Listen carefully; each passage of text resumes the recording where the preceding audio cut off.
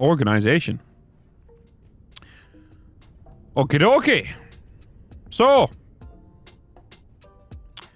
yesterday we was working on getting this design done, basically. Wasn't it? Working on the design of this. So let's give this a quick flush.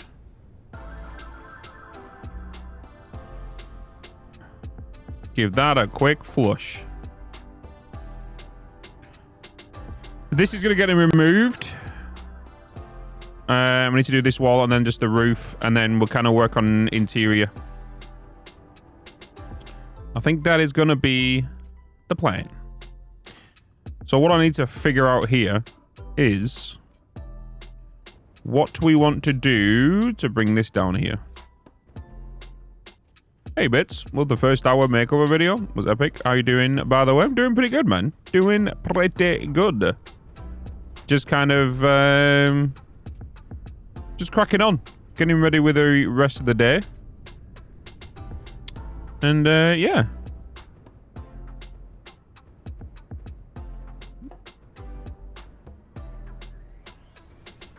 Work.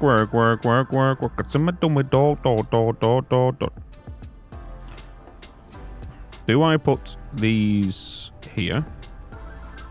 Yeah, just getting ready to crack on with the day, really.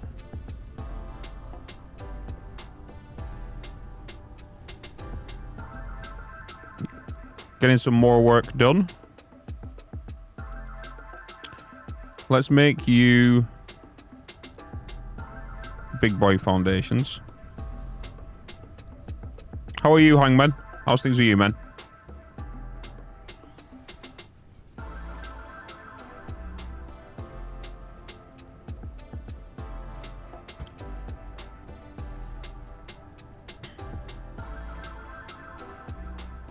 Do I go from here or do we go from this level?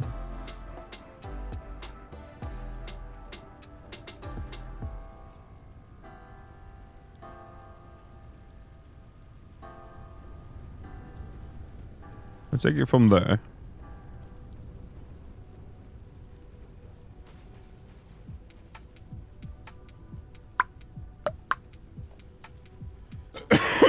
Excuse me.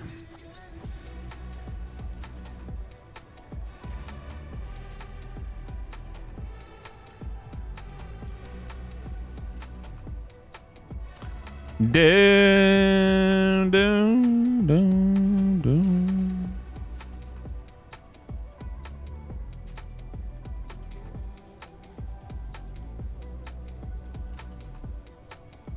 Don't give up on me, yeah. Things are good, just chilling. To the end of my contract. Has got a holiday. But I think I still need to pack up my room on site. Oh, good. Oh boy. Oh.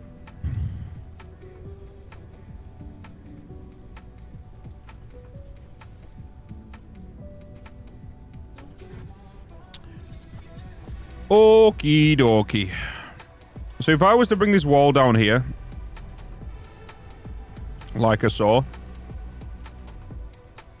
how do we want to integrate this into our build? Maybe I don't take it from there.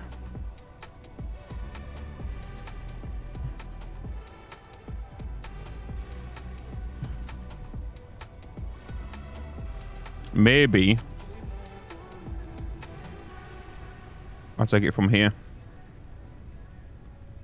Let's get, for example, you.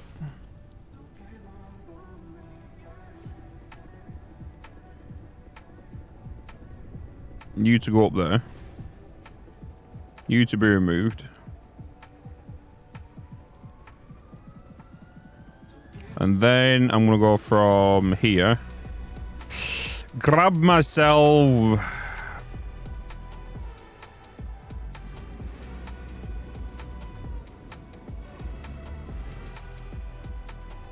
You.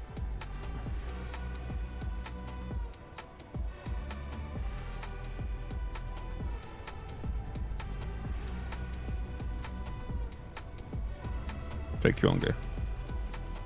Just started the download. 55 plus gig. Jesus. Looks fun, though. New World is fun. New World is a fun game for sure. We played a lot of it last year during the marathon stream. It was a good time.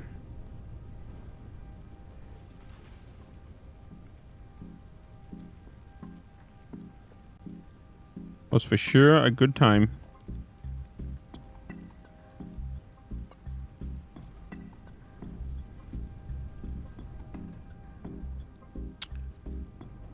I might just make these simple windows, very similar to what I did over there.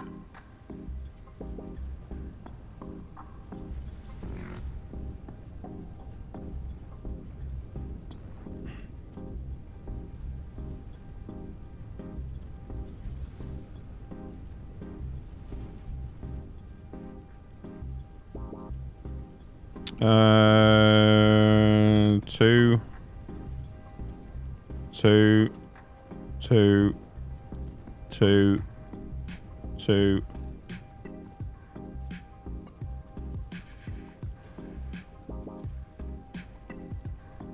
Da-da-bap.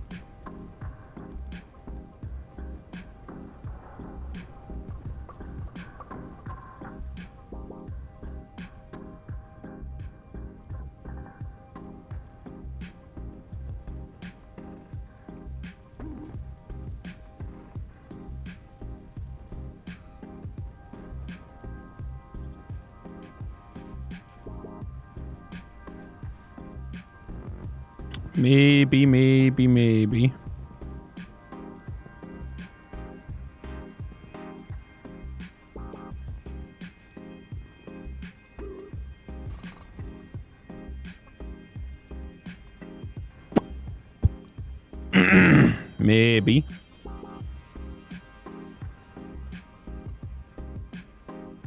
It was enjoyable. It was indeed. It was a good time. Had a lot of fun with it. Excuse me.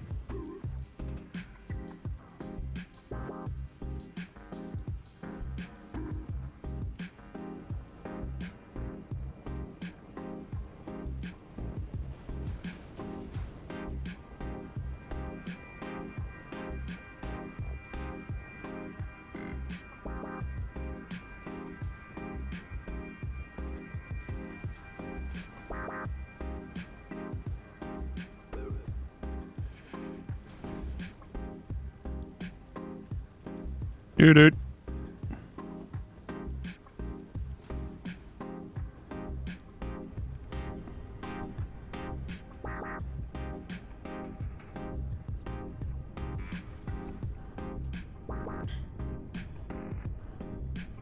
Coolio.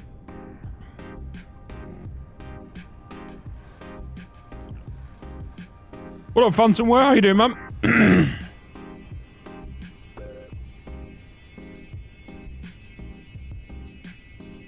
Quick question. Why aren't Twitch subs allowed on dedicated server? Because there is a lot of gifting that goes on, and a troll could easily get one. Easy peasy lemon squeezy.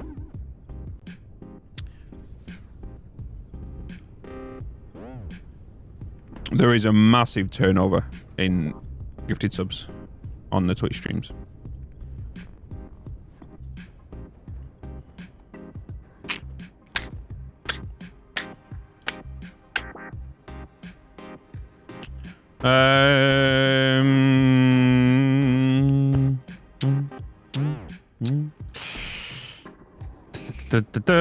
Because think about it, right?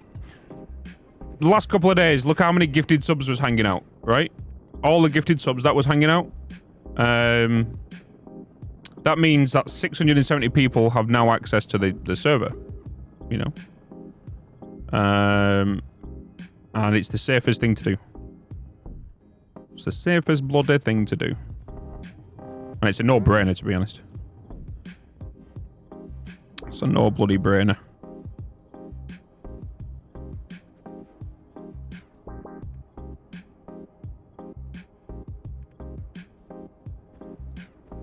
Boop, boop, boop, boop.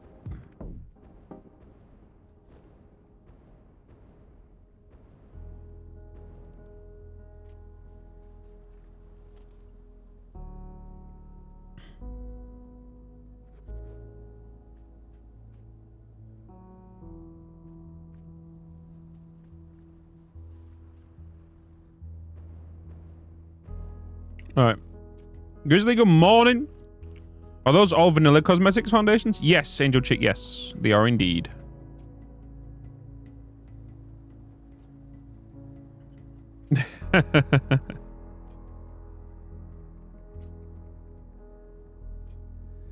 Yeah, put in anything. It's the same with a lot of Discords. You'll find out a lot of Discords, especially with creators, have a paywall to get into the Discord. You know? This is the only thing I've implemented into my community where there is a paywall for it to be done. I don't do Patreon, I don't do all that kind of stuff. But you'll find out there's a lot of Discords out there where you require to be a sub to get into the Discord. And why? Because doing a paywall minimizes and reduces new enough like griefing by new enough 90%.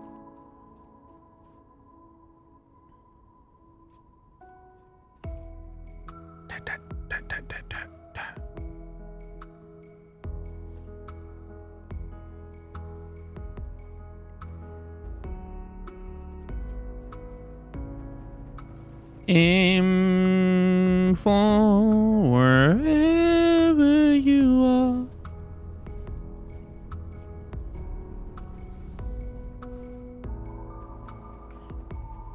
Hey, Frankie, hello. I'm working Caterium Refinement right now.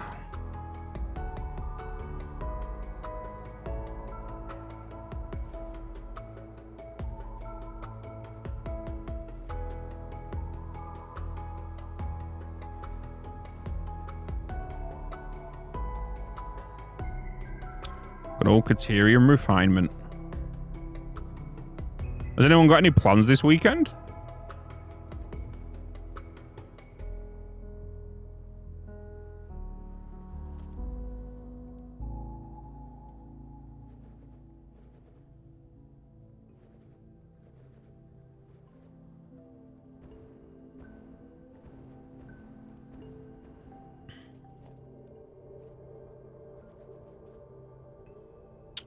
I'm not going to do anything crazy over here.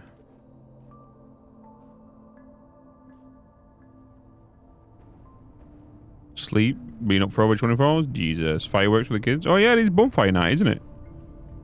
Bonfire night. Tomorrow. Saturday as well. That's a good time to have it.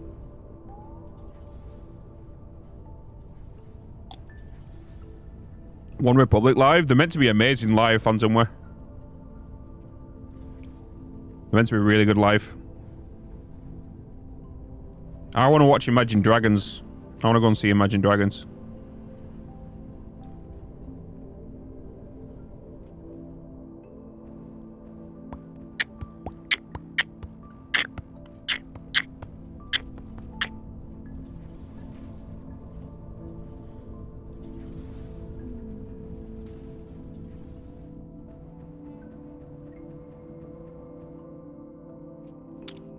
Bonfire night? Bonfire night, you spoon.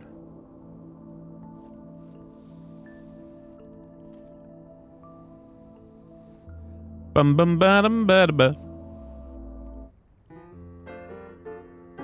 Time for Jet and Jazz.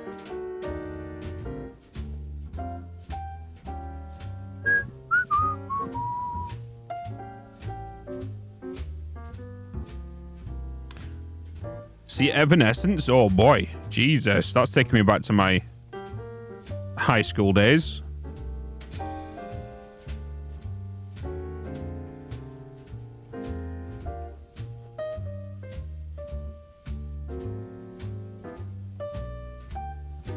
Hi, 1 hour break. Hi, Ronan. Hello.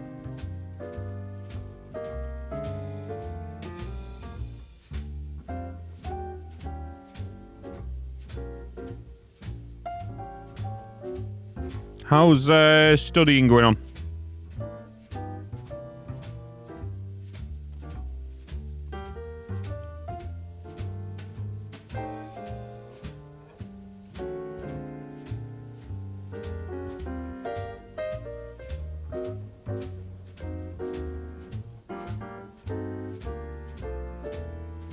Good, good.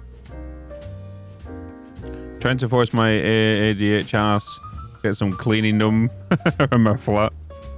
It's fine. It can be done Sunday evening, you know, before a brand new week.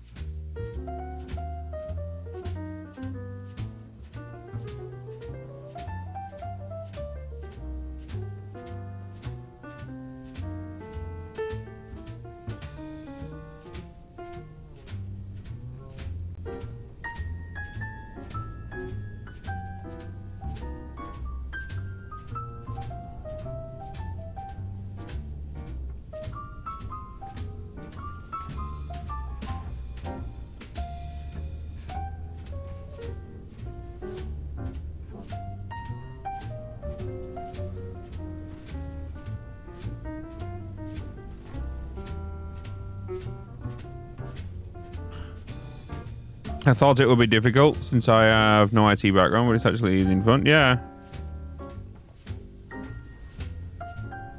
At least you're enjoying it though, Ronan, you know? It's all that bloody matters. At the end of the day.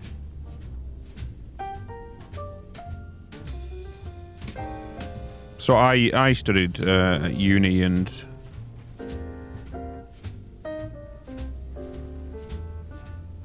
college and stuff.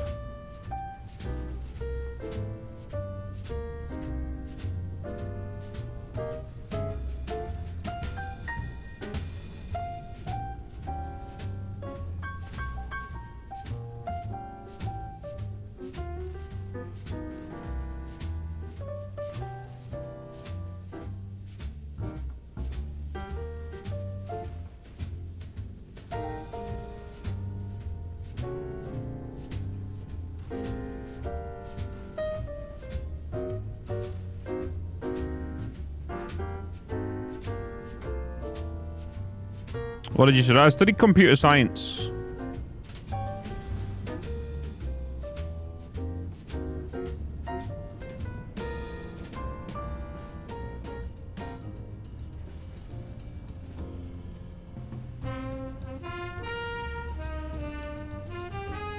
Attention, we are being followed. Shall I dispatch the welcoming drones? I went into computer science. And I went into, well, I did computer science. I did game art. Because I'm a big lover of art, right? So I went into the art tree of game design. So I did a lot of 3D modeling, all that kind of stuff, you know. Did all of that because I'm a big art nerd. Like everything regarding my, everything regarding my channel, all the artwork's done by me, right? So I did all of that in school and college. I'm kind of grown up with art,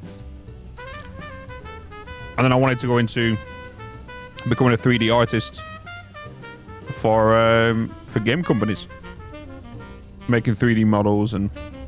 But I also went into programming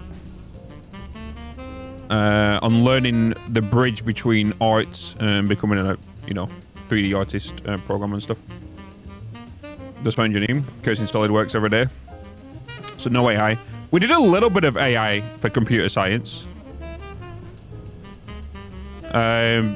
Because as the part of the computer science stuff we was learning was all to do with cybersecurity, right? And that goes into a lot of AI. And in there's a lot of money in cybersecurity. Hell of a lot of money in it. Especially, like, even back then, because, I was in college and I was studying between 2000... 2000, between 2006 to like 2011. You know, there's a hell of a lot of money in cybersecurity. Yeah. Actually, going to do way too much. Yeah, a lot of money. It wouldn't surprise me if now, if that cybersecurity is tenfold compared to what it is, like, you know, 12 years ago. Well, you know, 14 years ago. Chick, good morning. Yeah, cybersecurity is going to get bigger and bigger and bigger.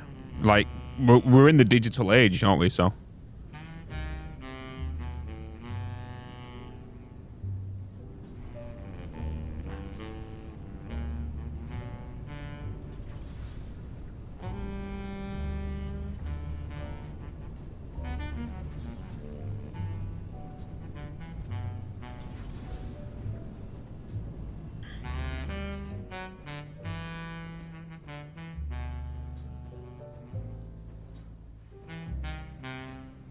All governments require all companies having the security behind trouble. Yeah. It's like when I was doing like just side work and just, you know, anything to bring extra cash in. The person I was working with, her boyfriend was working in cybersecurity, and he was like traveling to major cities around the world, doing conferences and just teaching people cybersecurity and all that kind of stuff, and showing people. And he was making so much money. Like when he pulled up and he was just the car he was in and just traveling all the time. Mad. Because music will always be here. The thing is about music production, most, like, near enough everything now can be self-taught, right? The only problem is with college and universities, they push you into a certain direction. You don't have... They like to teach you... I think self-teaching is probably the best way to go nowadays than being taught by someone what they've learned and stuff, you know, through a curriculum. Because at the end of the day, what they could be doing could be wrong. Especially when you're an adult and you learn all this stuff. Like, I spent... When I was doing my artist stuff, we had to go down a route of doing, like, textiles and stuff, so I wasn't a big fan of it. It was part of the 2-year course I was on. I had to do at least 6 months of textiles and kind of go along, because I did full straight art, and part of it was that, and it was... I didn't bloody like it.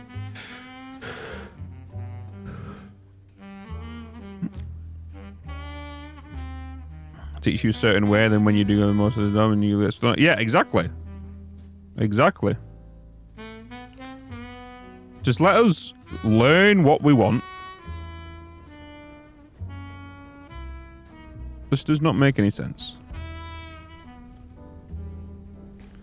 Just leave us be.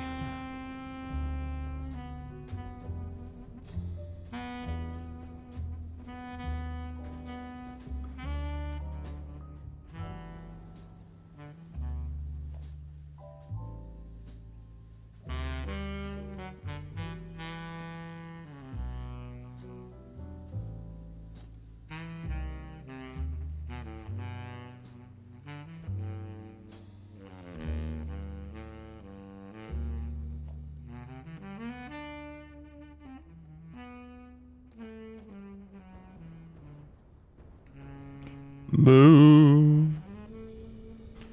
I'm not gonna lie, because I've taught myself so much after leaving college and uni, right? Attention, we are being followed. You know, Shall I dispatch the so much. Wally Pop, thank you so much for the follow. Welcome. Wait, Quentin, did I miss you as well? Quentin243, thank you so much for the follow. Welcome. There's always going to be employees though. Currently a lot of social engineering, IT security, there's a lot of non-tech more behaviors and awareness. Yeah. Melt in your ears. School should teach you how to learn on your own. Yeah, exactly. Do you know, there's one thing that I kind of notice with school is they never teach you about real world problems. They never teach you about finance. They teach you how to, they don't teach you how to save money, but they teach you how to kind of spend it. That's one thing I noticed with school. Especially when becoming an adult. Yeah, they don't teach you about, like, they should teach you about taxes and finance, you know? They don't teach you any of that stuff. Like, it's important because if you don't learn, like, they don't teach you how to do all of that stuff so you can buy houses. They don't teach you all that kind of stuff.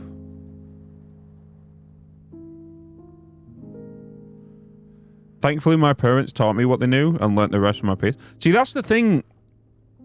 That's where a lot of people who buy houses early have either got a boyfriend or a girlfriend who's had that experience, but a lot of people, especially around England in certain areas, don't have the privilege of their parents teaching them that. Of, like, how to do houses, because they've never done it themselves. You know?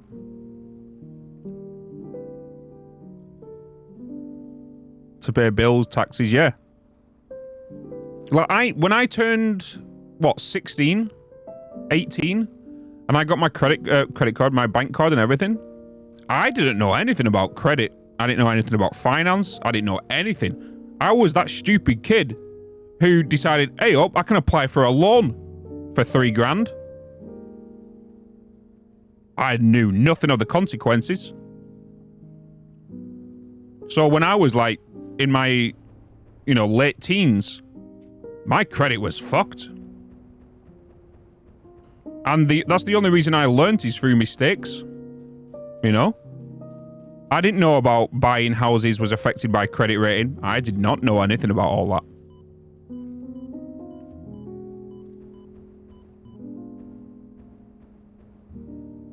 $16, you got a credit card? How, Joe? No, credit card. I got a bank card at 16, and because I was in, I was working at 16 and all that kind of stuff. You can apply for stuff in England. Like my bank card. I've been with the same bank now since I was 16. But then, also, what they don't teach you is that banks.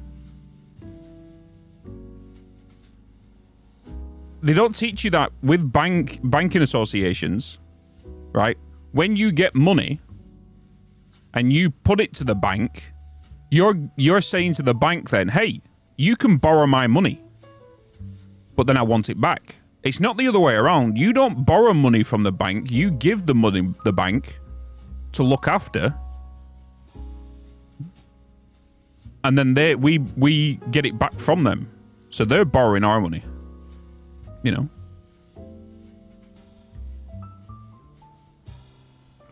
Is this it? That's why, what's it called? If the things ever crash, they can just keep the money.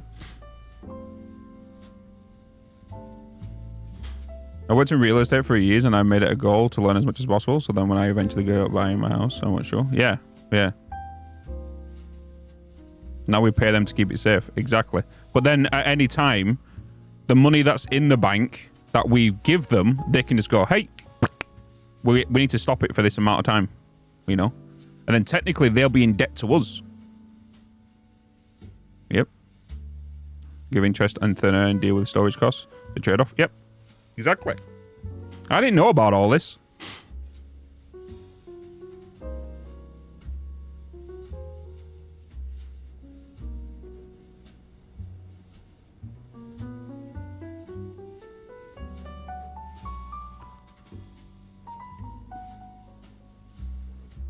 It is crazy how things are. And then you wonder why people are the way they are in some situation, like in some predicament and stuff. Like, when they openly say stuff, and people are cancelling them and all that kind of stuff, you know?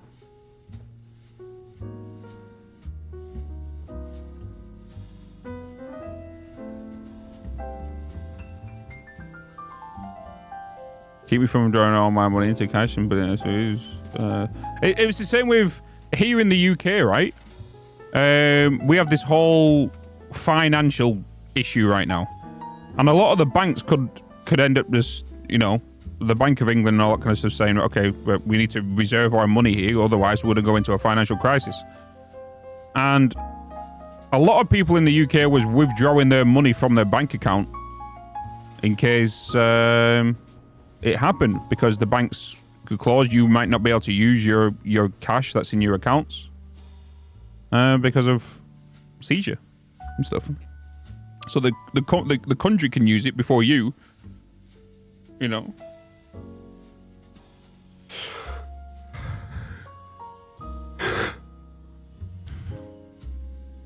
I'm not gonna lie, I can't remember the last time I held like a £20, £10 or £5 note. I can't remember the last time I held cash in my hand. I cannot remember when. As long as I get paid, I'm not worried.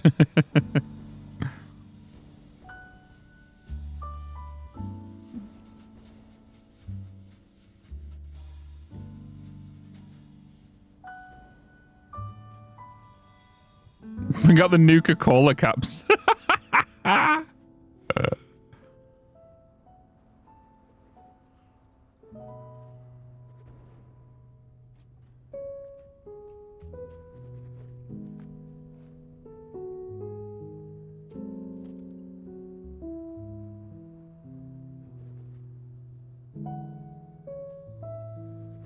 I'll tell you what, we've not really heard much of the new Elder Scrolls, have we? Do you remember, when did they show that teaser about new Elder Scrolls? Like, was it 2018, 19? It was just that visual of just flying over. Remember that?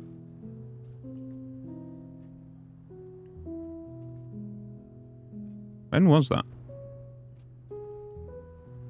I closed a deal, but the bank refused to let the owner know take out the bond because they were 20k in debt and they didn't know. It was ridiculous. Jesus.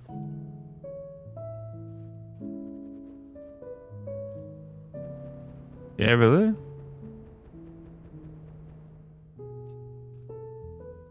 It was, because they showed it. It's the same with Fable.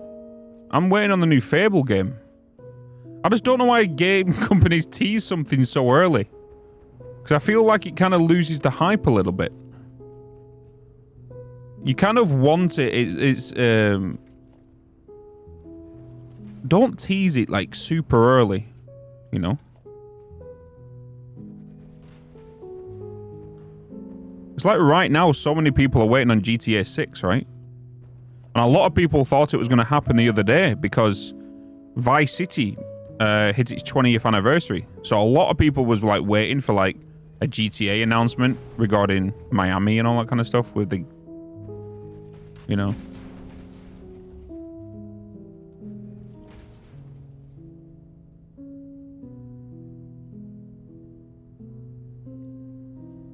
Fallout is done for, you think? I don't think it will be. I think right now it is, but give it 4 to 5 years. People will be excited when a new Fallout game gets announced, you know?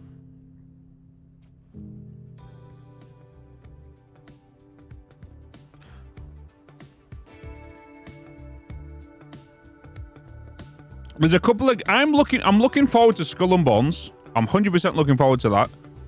If I wasn't looking forward to it, I would not have accepted the partner program I'm in with it. So I'm super looking forward to that.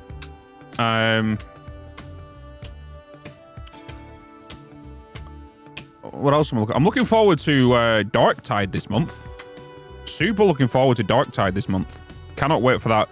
We're definitely going to be doing like a week-long stream of that or something. Or we might do like a 24-hour grind for the first day or something. I don't know. But Darktide's going to be good, guys. Yeah, I'm looking at, like, Harry Potter. like the new game that's coming out for Harry Potter. I'm super looking forward to it. And it got the most wish-listed game, I believe, the other day on Steam. It's now the most... Is it the most...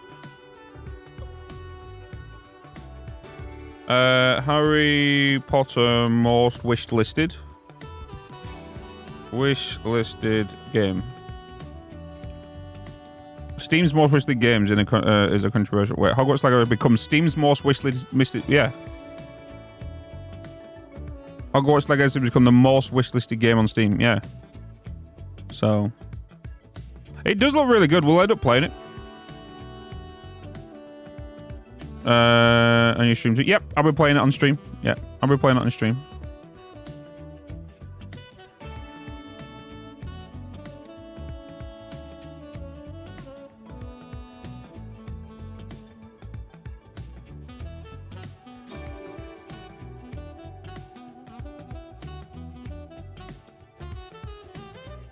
Yeah, it's the same with Assassin's Creed demo god as well.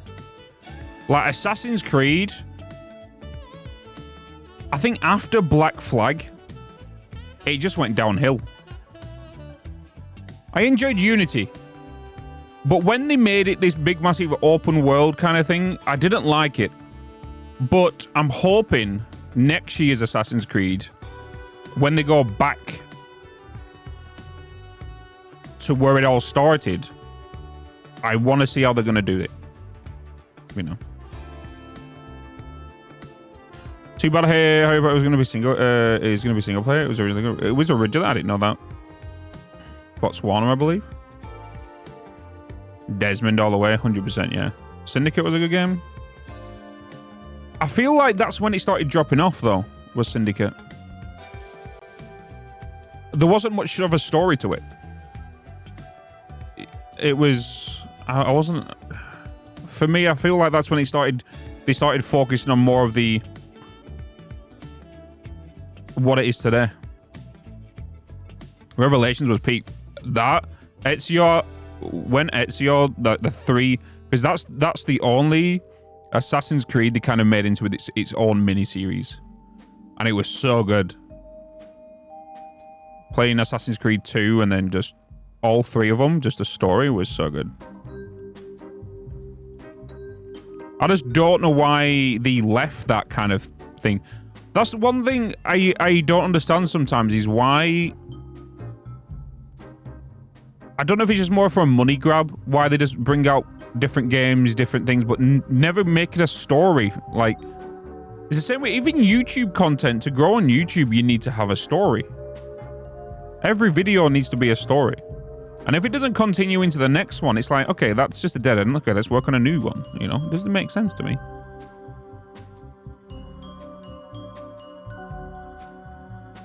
Da, da, da, da, da, da.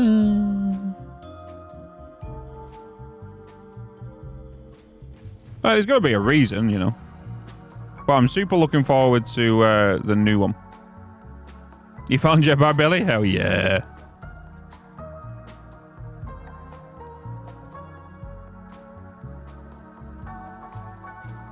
Where did you see him? Red Forest?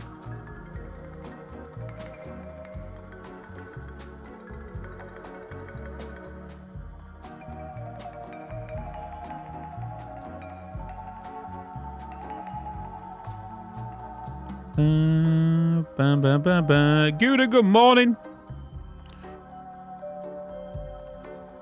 Gouda, I've just realized something. Isn't Gouda a cheese? Isn't Gouda a cheese? Dutch cheese? It's a cheese, indeed.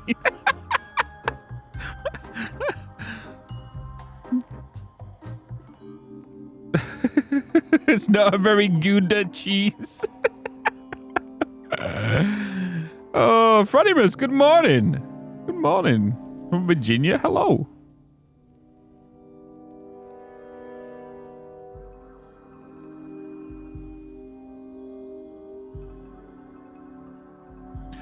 One thing I have noticed about, like, being a gamer is that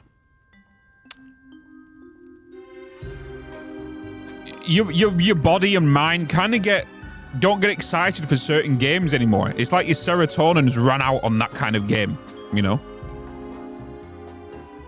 Does that make sense? It's like, it feels like the older you get, that's why a lot of, like you're always still going to be a gamer at heart, right? But you're never truly excited. Do you remember when you used to, like, be at school and you used to go like, oh, I just want to go home and game? You know? And you used to get excited just to, like, play games, or, like, when game releases used to come out, you used to, like, fucking crazy excited for it. The only thing I'm truly crazy excited for right now is 1.0.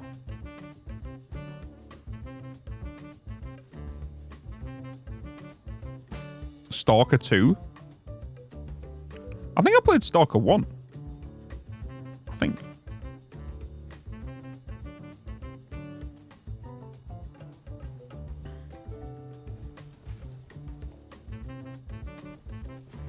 Ba-da-da, ba-da-da, ba-da-ba.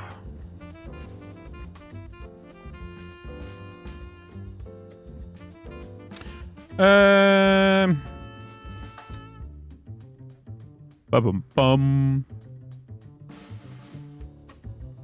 I used to draw plans on how I would build my base in DayZ. Oh, dude, I love DayZ. If anybody here played DayZ, I guaranteed you watched Frankie on PC on YouTube. If you didn't, you was not a DayZ player.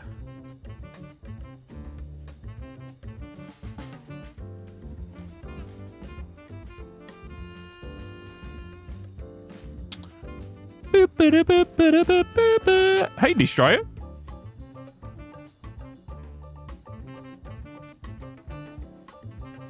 Best one to watch is The Running Man's. I've never watched The Running Man's.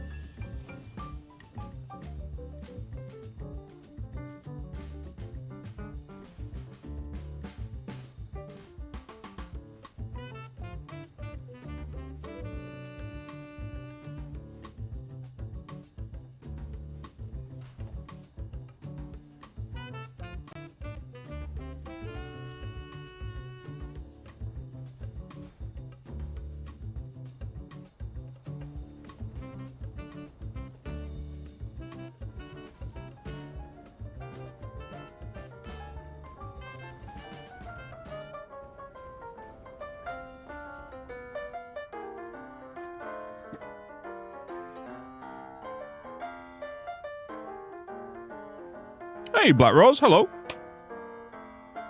Soviet Womble. We'll have ray tracing. Yeah, of course it will.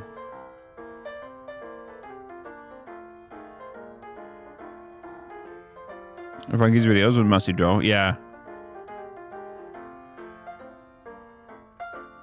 Hey, Bitz, you're amazing. I got inspired from you about building. Nice.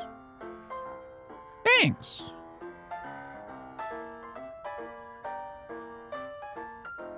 Chromosome, hello.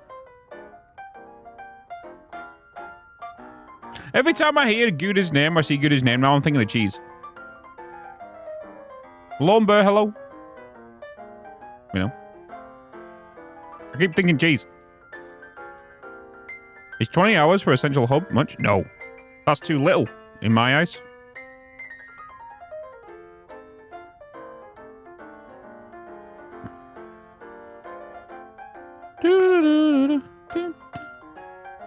What's your favorite cheese? Do you know something? I don't have when it comes to cheese, I don't just think of like I love a good cheese, boy. But I'm not like a cheese connoisseur, you know.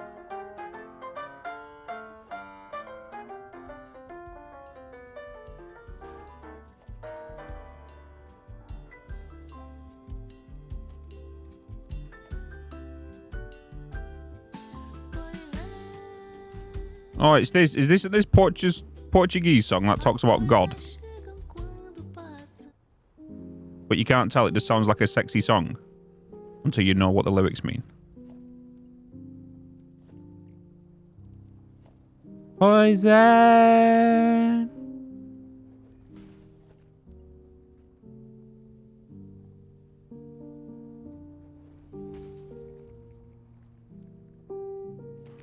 Do, do, do, do.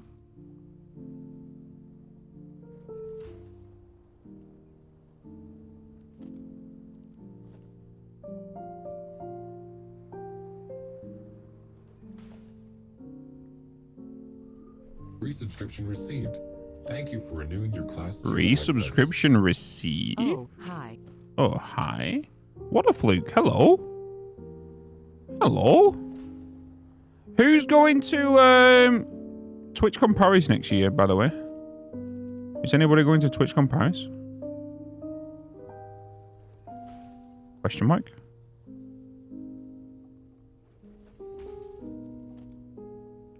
Question mark.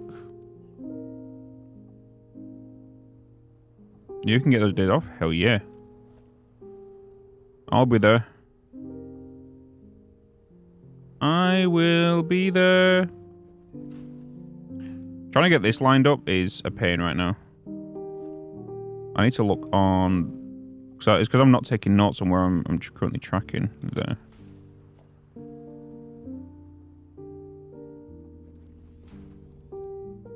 Okay, I know where I need to go now. Should be, like, right there. It's a bit tedious, but once you get this done, it kind of looks better than bonus, you know? Hey, there we go.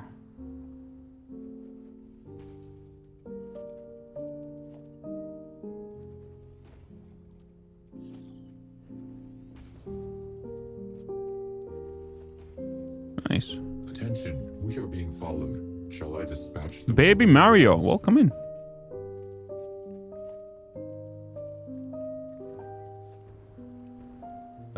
The street lights? You mean the ones on the outside? Them ones? Those street lights up here. Them down there are signs. Yeah, they're just street lights. Use with pillars. You just hide the stem and the everything inside it, you know? So like if I go in here and show you, you can see the street lights are kind of in these pillars. So a 2-depth pillar. And it peeks through, clips through the edge of this building. Kind of creates like a outdoor lighting.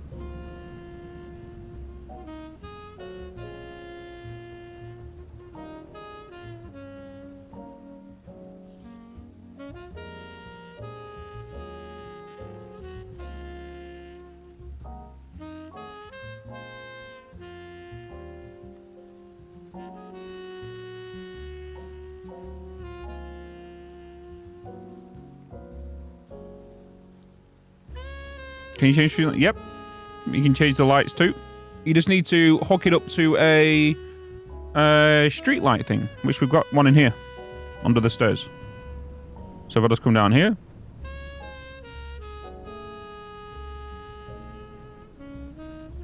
We can change it, and it goes to green.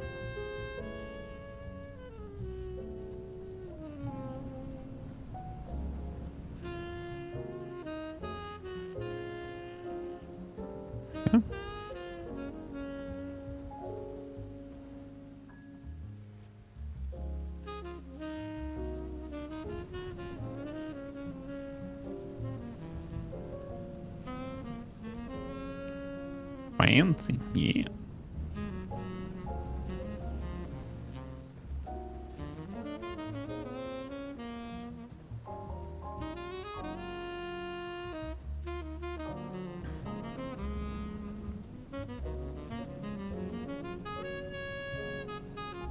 And the way we've kind of done it is because they're kind of like layered.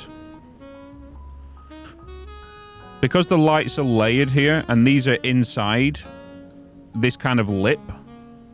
Like you see this lip right here. What's happening is this light is not bouncing down here and it's kind of contained in that little section. So if I was to move this trim going down underneath the layer, this purple light will shine down. Oh, crap. And yeah.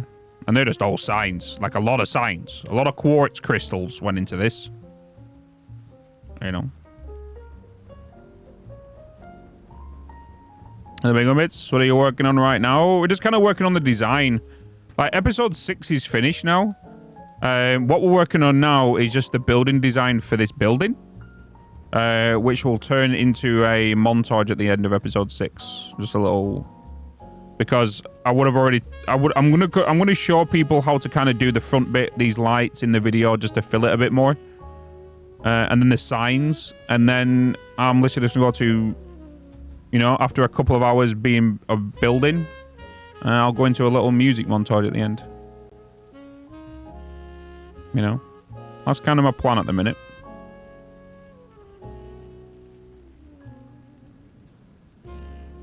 What I do need to think about now is, in next episode, I am going to be sending plastic and rubber over to my heavy modular frames.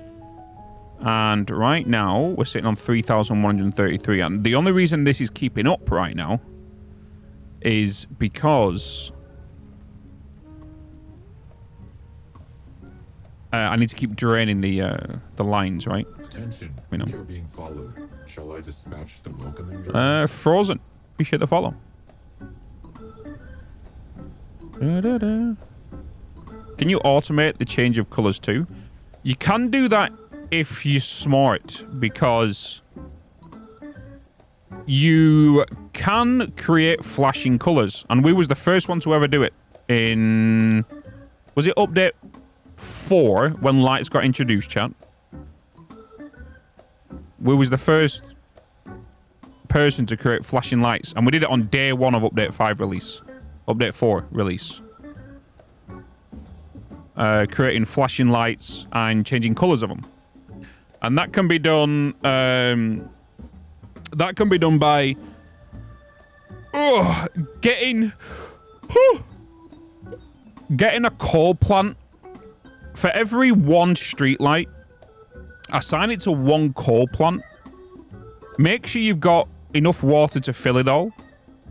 But then make sure you... the coal that goes into them coal plants staggers and is very uneven, and make it inefficient. Because if you power a coal machine and then it gets starved of coal, it'll turn off. But if you get it all right, you can send in coal every so often, kind of like how musical notes go. So think of them musical note games that's on your phone, and when it's coming down, you press it. When it comes down, you press it. Think of it like that, but then where you press it is the coal machines. And every time a coal goes into the machine, it boots up and then it shuts back down again. Boots up, shut back down again. Boots up, shuts back down again. You know? And then basically you can do that. But if you assign... If you do that, but then create a second light outside of the one that's another color, you can assign a second coal generator to that light to then make it flash different colors, you know? But there is a mod where you can cycle between colors, but you can't do it within vanilla, you know. Frozen, appreciate the tier 1. Thank you so much. Love your reaction videos so much. That's I'm now wanted to start to play Satisfactory. Hell yeah! Enjoy your journey in Satisfactory. How you do the light one? Which one do you mean, Gamer Girl? These? These lights? Just way more unpredictable. Yeah, exactly.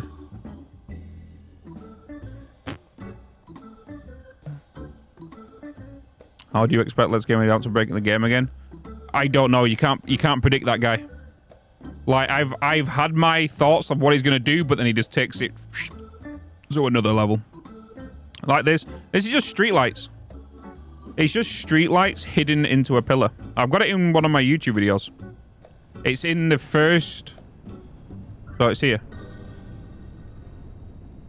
It's in the very first tips and tricks video I did for Satisfactory. This. Just hide it inside a pillar. It has to be 2. It has to be 2 wide. And then you have to put it on the edge. Oh, not that one. 1 up. So you have to put it 2 wide. And then you put it at that distance right there. It clips through here, kind of creates like a ceiling capacitor kind of thing. But then it comes to the end. I should have collab with him.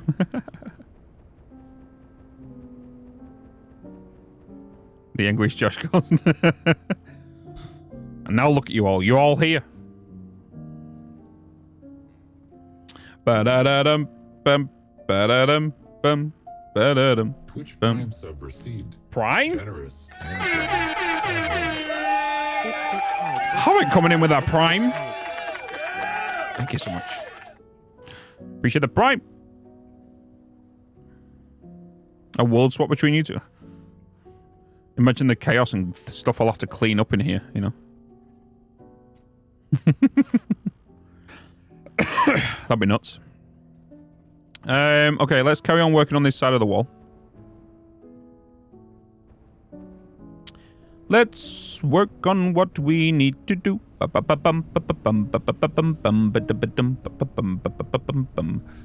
So I'm just going to do the same here. I'm just going to grab myself, not small metal pillars, concrete pillars. And then I'm going to put you up the middle. All the way along here. But then we're going to double it as well. And then we're going to do the lights on these windows. Dee-dee-dee-dee.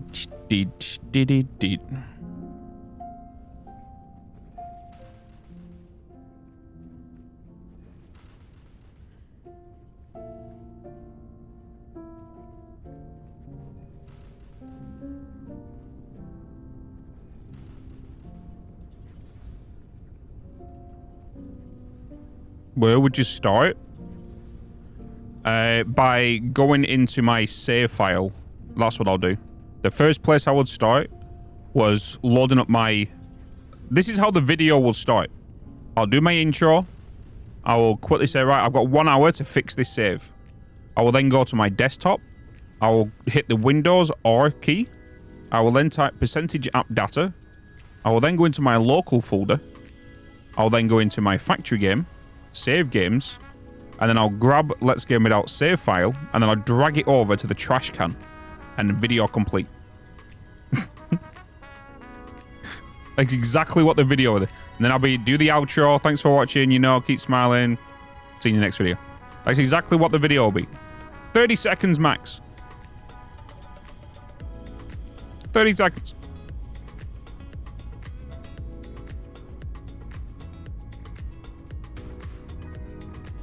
April 1st video right there.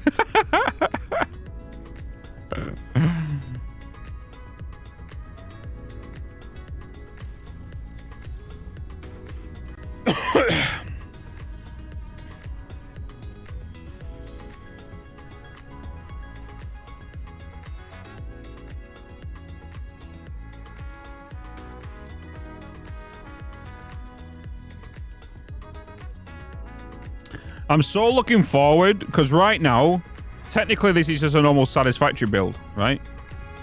I'm so looking forward to showing you guys the large-scale builds. When we do not give a shit about size.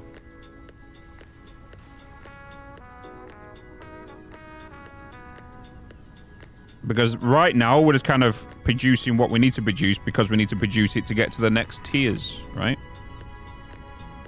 Where when we come to the stage where I'll be doing my normal builds that I normally do, it's just for the madness. But it's controlled chaos.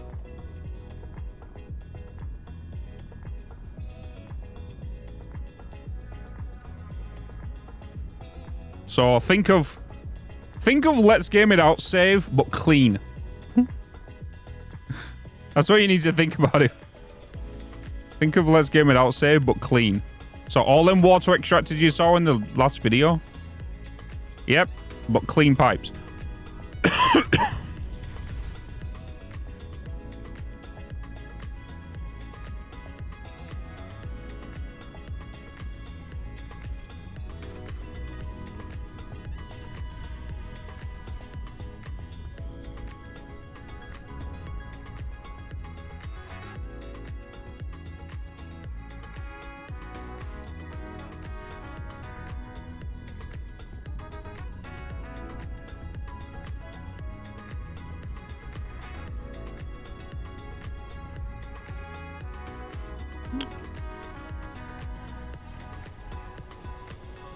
Size doesn't matter, it's the recipe. In other words, somewhat cursed. It is somewhat cursed. Because when you look at it, it's more of a... You know when you watch these videos, like these could be like, it could be on TikTok or YouTube Shorts or anything like that. And it's these videos and it's oddly satisfying. When you can see like things just merging together. But when it comes to my builds and you've got, you know, 50 odd Mark V lines all bringing plastic in, for example, and you see it all merging together, that's load balanced, all the lines are full, and you look down, or a top-down view of it, and it just looks something that you could just put as your wallpaper, yeah, that's the direction I take.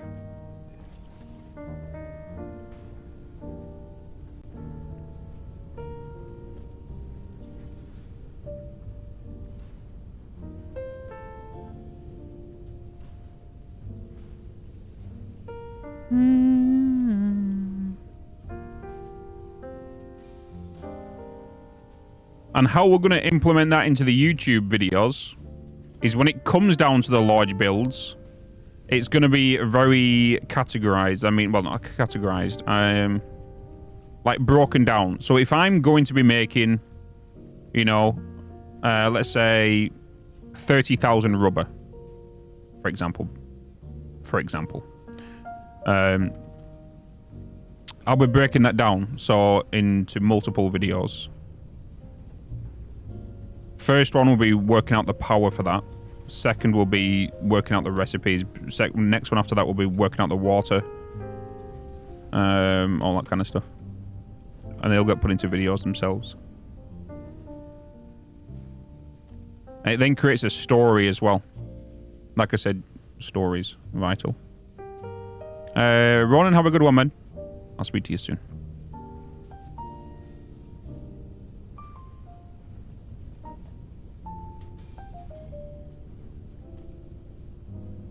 I need copper.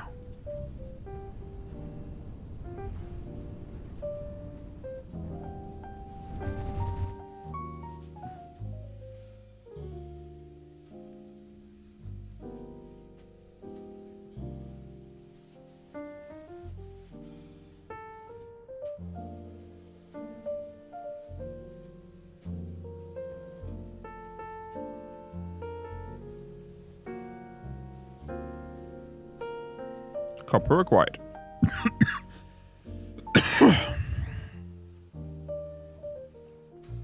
Enjoy your lunch, Phil.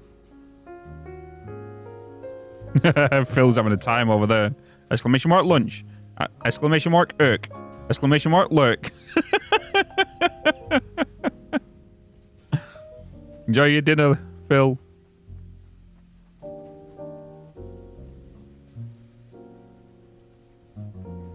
Do you use fluid buffers? I'm producing 520 fuel, but I can't keep all my fuel generators running. Some shut off. I get 26. You got 26.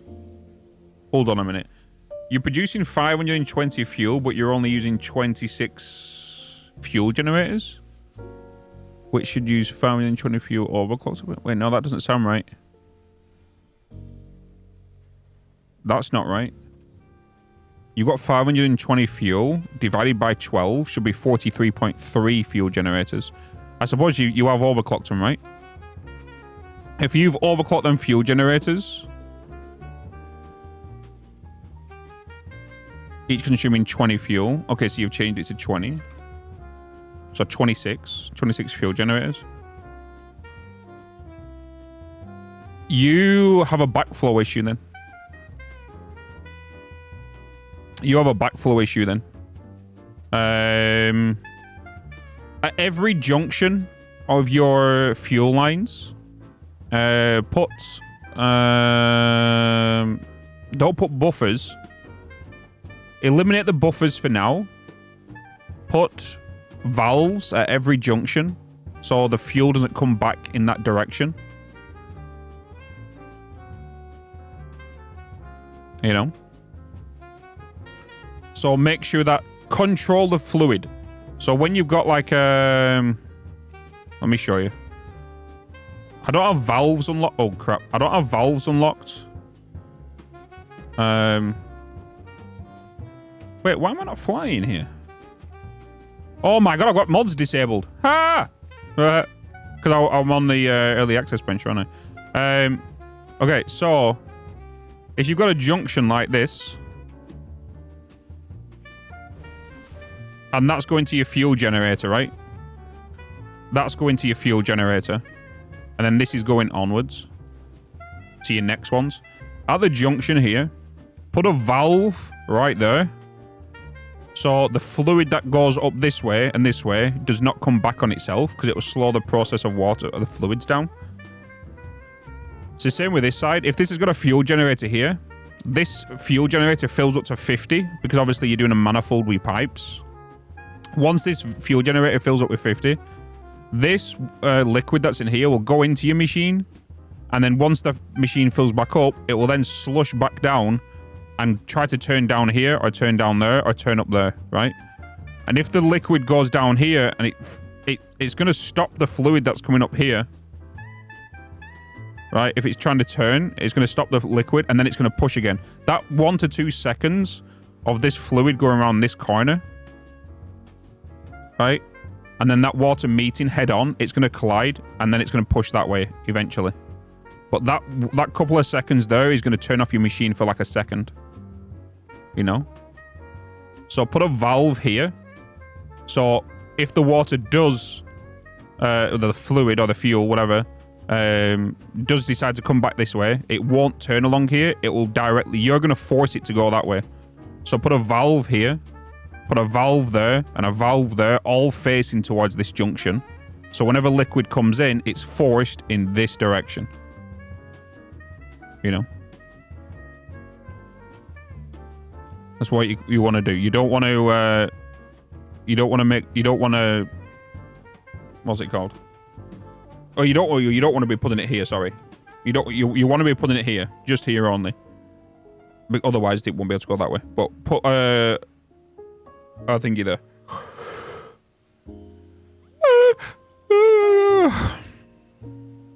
You know? And once you do that, you'll figure it out.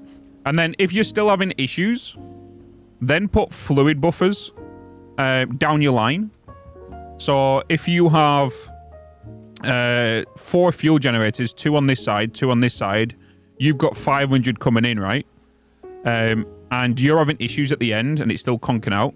Put a fuel buffer at the every 4, and on the dial inside your fluid buffer, it should show, if you're doing 20 per minute, 20, 40, 60, 80, it should show that you've got 420 fuel passing through this fluid buffer.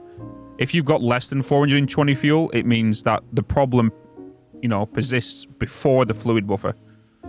If it sends 420 through, but it's still happening, do the next 4, and then work out your maths on how much then fuel generators should be taking. You know.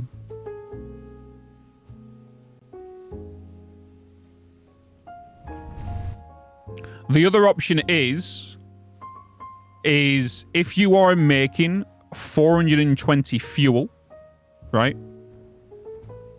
If you're making 420 fuel, sorry, 600 fuel per minute, and that requires 50 fuel generators, right? Only put 49 down. And then do it in a manifold system where your machines will fill up. But then also put a packager at the end. Do a fluid buffer and then a packager at the end. And package any excess fuel to be packaged and then sink it. This then the manifold will fill up, but then any excess fuel will get packaged, sunk. This then keeping your fuel refineries going, which will then keep your heavy residue oil refineries going and keeping you at 100% efficiency. You know, it's a whole pain when it comes to fluids. It's a whole pain. You know.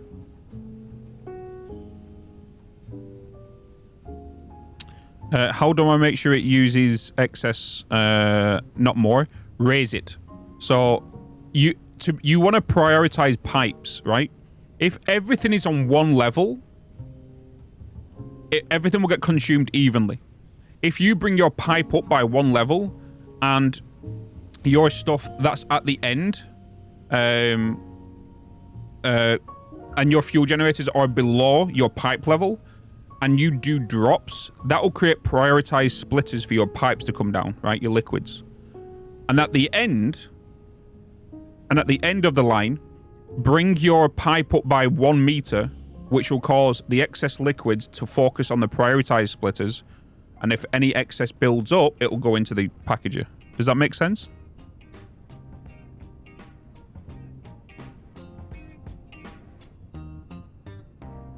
So raise your pipe, bring your pipes down into your fuel gens, which will create prioritized splitters, because going downhill is faster than going uphill, you know. So do that, and then start working out what your problems are.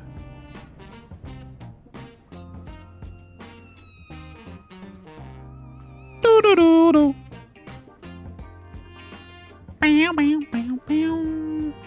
We spent, when I built the oil rig like 2 saves ago, we spent a good month trying to figure out and answering people's questions when it comes to fluids. Which was, everyone at the time couldn't figure out what was going on with the fluids and why they wasn't working the way they was intended. Because there's a lot more complication. There's a lot more complication to them. Because, not gonna lie, Satisfactory have done a good job with the fluids.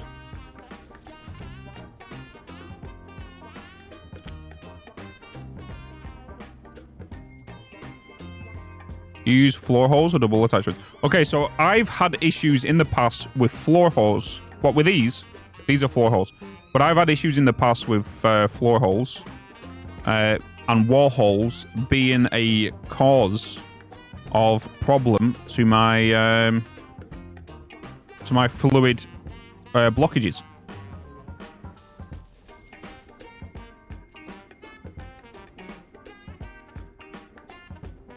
Supercomputers being automated? Debug for hours, yep.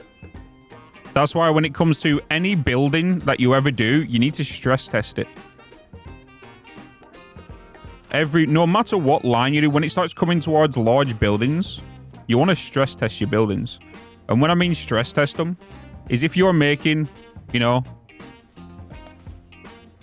8,000 plates per minute, instead of sending all them to trains and getting them sent to your distribution center or wherever they go into next, send all of them lines to sinks. You'll see me do it.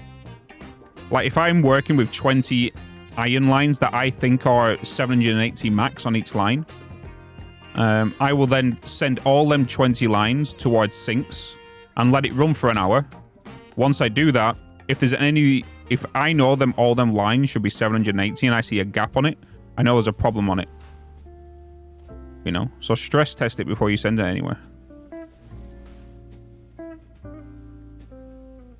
Archer the Real, hi.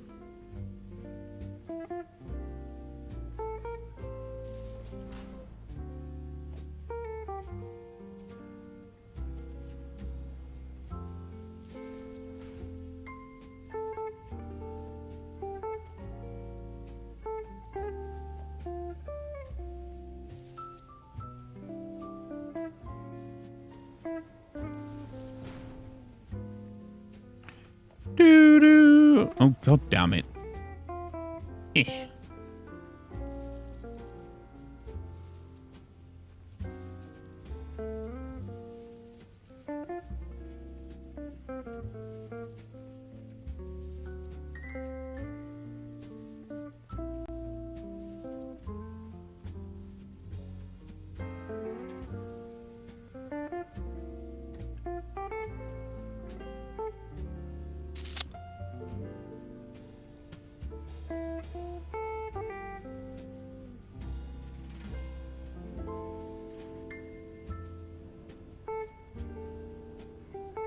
Your power, your lights. Okay, so your lights.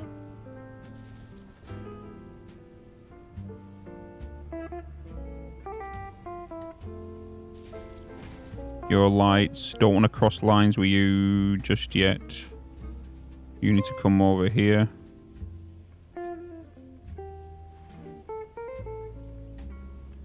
And you are there?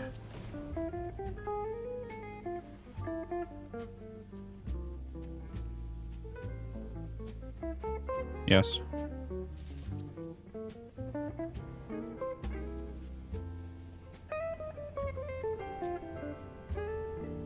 Is there a way to make dismantling thing quicker? Yep. If you do exclamation mark tips 2. Selective dismantle tool.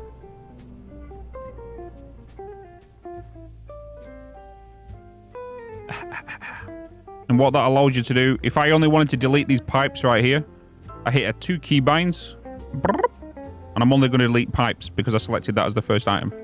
Wanted to delete refineries, I limit that. Do the keybind, spin around like this, and only refineries will be selected. It's in my tips and tricks video. Tips 2. If you want to know exactly how to do that. It's the same for colouring as well.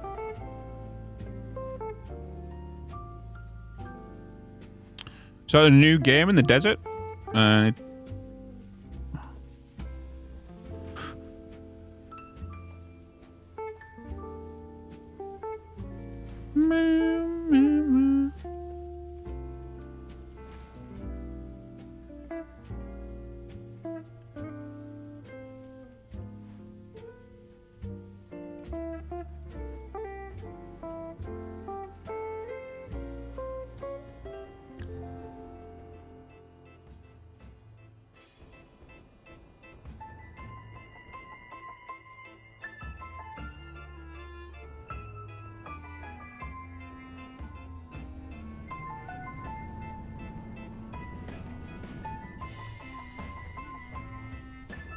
Boom, boom, boom, boom, boom, boom.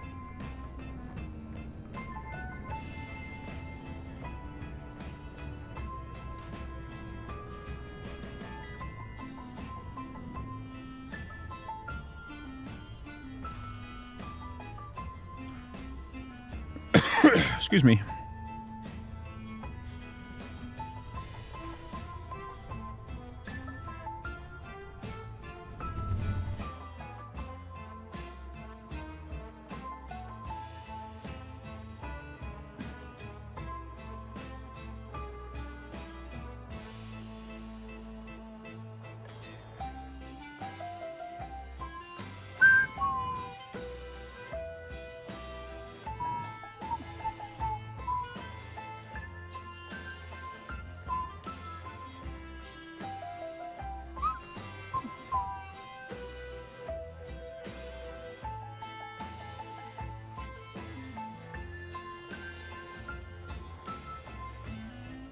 Fritz, good morning. Hey, Skelly. Hello. How you doing?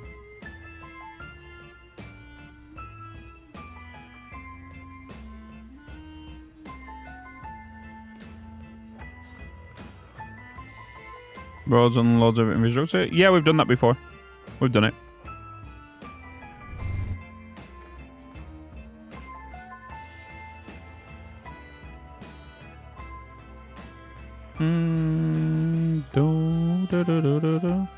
I think most people always go to like building cities within Satisfactory.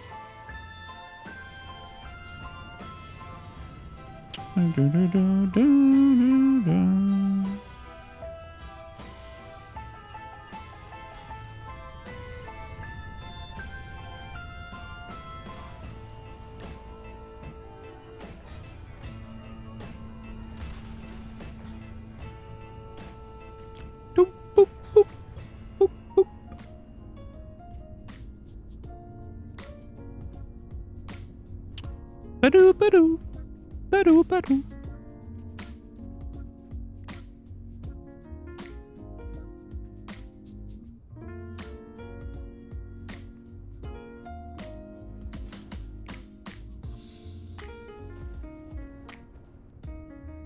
Okay. Do.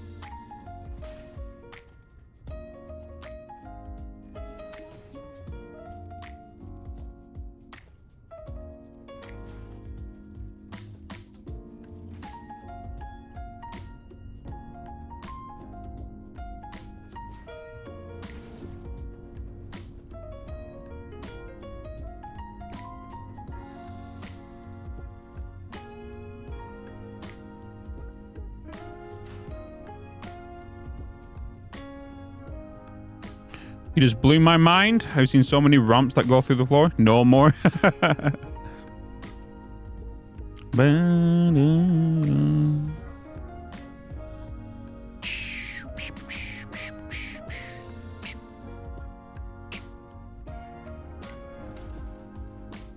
Do, do, do, do.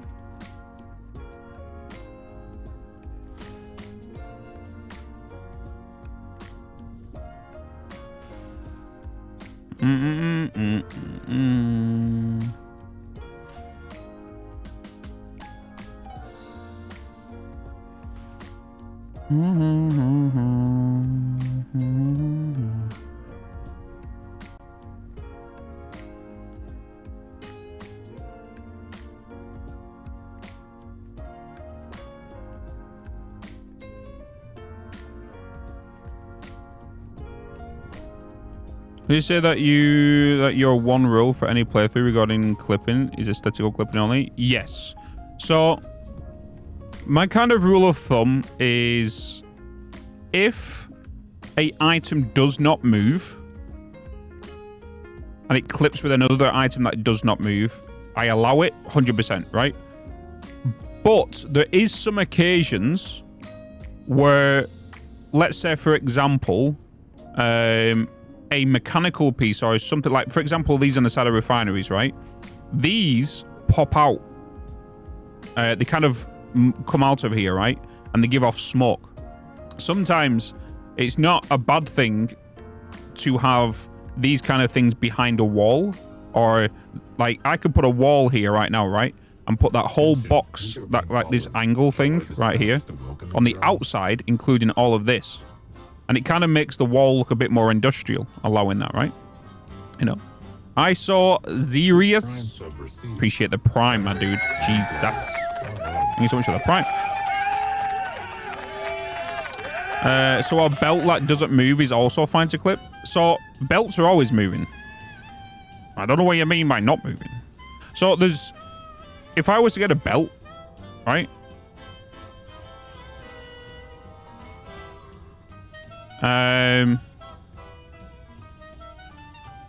Let's get a belt, for example. So the belt's always moving, right? But if anything was to clip, for example, into the edge of these, and more than likely it's going to be these. You know? See, that's fine, right? That's fine. There's nothing wrong with that. Having something going through like that, little bit different, does not make sense. You know? Hey, Rip Coil, how you doing, man? Creating a... So, for example, on the back of this, right? If I was to put down a wall in this location. Although it's not moving, it'll be fine. But if I was to put a wall. Jesus, Milithor! Bloody hell!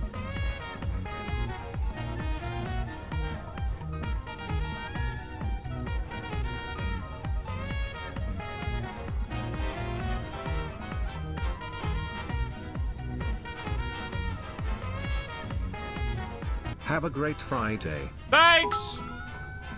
Thanks! Let's go. Thanks!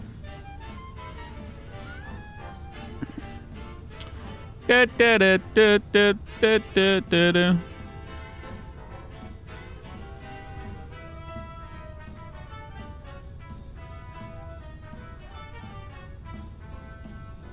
Hey, Snut, hello. Why have I never thought of doing that way? Wait, which way, Snut? Which way?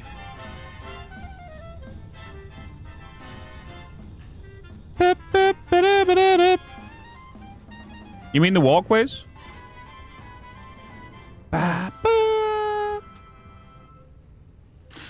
saw a fella playing earlier, had pipes and belts crisscrossing all the time. It drove me a little nuts. Shit. Scene. Thank you. But yeah, as I was saying, if I was to put this here, for example, with clipping, let me just grab another one and put that there. And I was to do a wall, like there, right? And then I was to clip the back of this machine in there.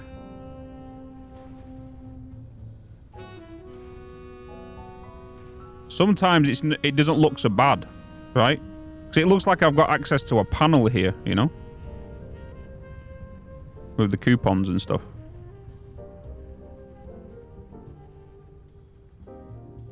Are you making enough room for conveyor ceiling mounts too? That's going to be a whole separate bloody build itself. I can't wait. I'm looking forward to seeing what we can do with them. Hopefully, we get it with pipes as well. I'm guessing we can. I'm guessing we can. We best be able to.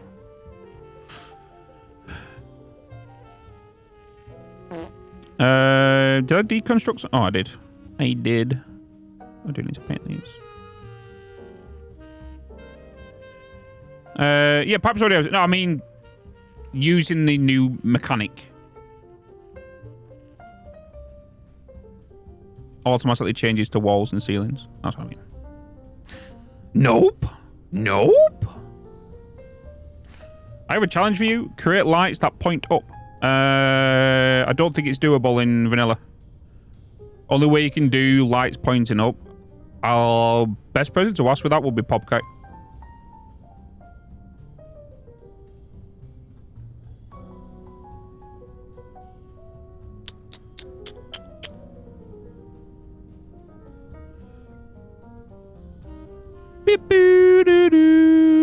Yeah, but you can't do... The only way you can do lights pointing up in this game is with micromanage mod. So if you see... yeah, with signs you can. Yeah, with signs you can have them facing up. But with lights, you can't have them facing up. So if you see any save or any image with lights pointing up, they're using micromanage mod.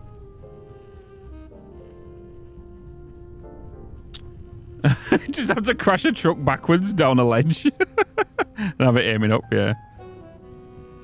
Okay, chat, let's go and flush this line over here real quick.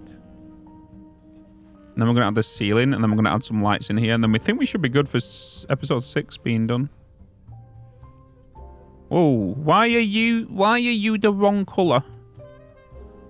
I saw the tweet you posted out. Was it you that posted that tweet this morning, Snut, with the bloody dog or wheel?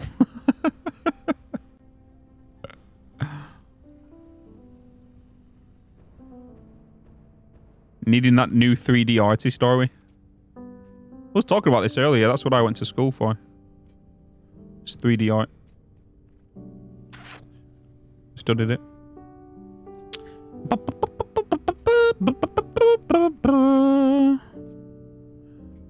I'm probably going to flush this. No tweet. Oh, JC's back, baby? Oh, okay. Okay. Okay. Makes sense. Makes sense.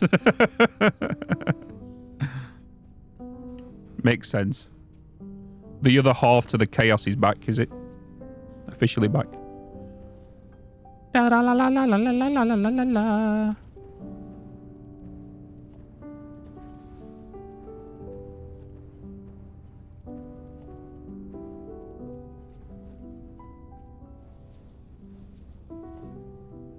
Really do.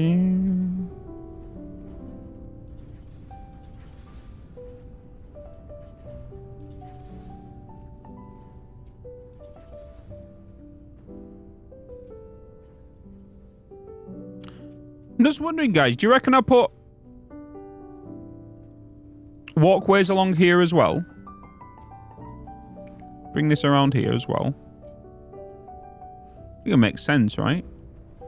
It'll make sense.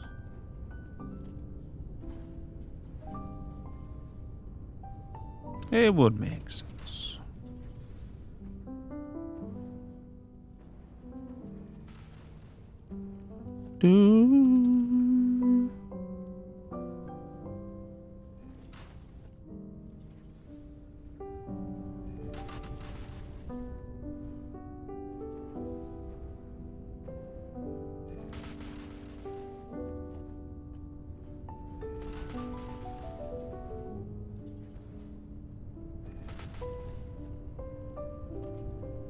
Bum, bum, bum, bum.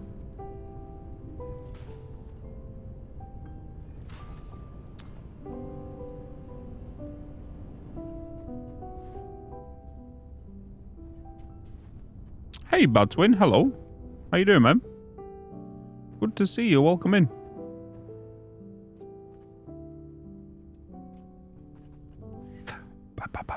I mean, I'm like super interested to see.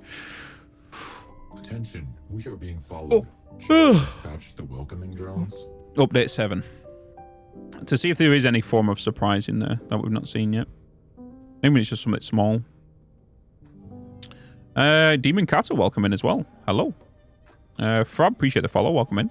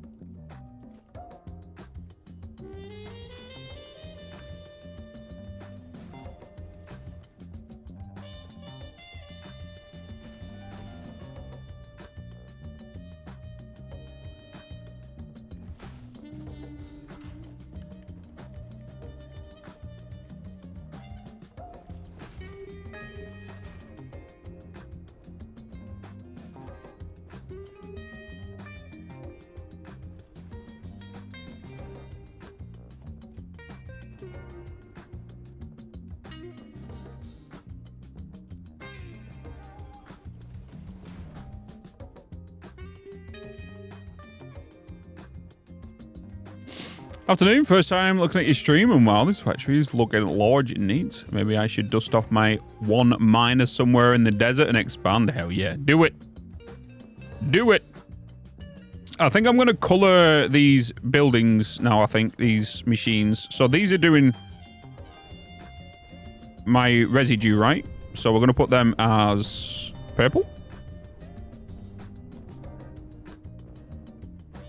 These are doing residue, residue. These are doing fuel.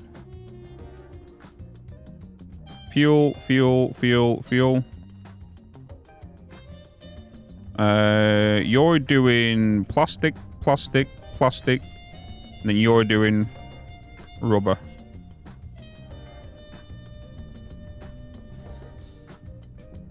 Do we like the color-coded system, or do we Do we want to create like a unified color all the way between?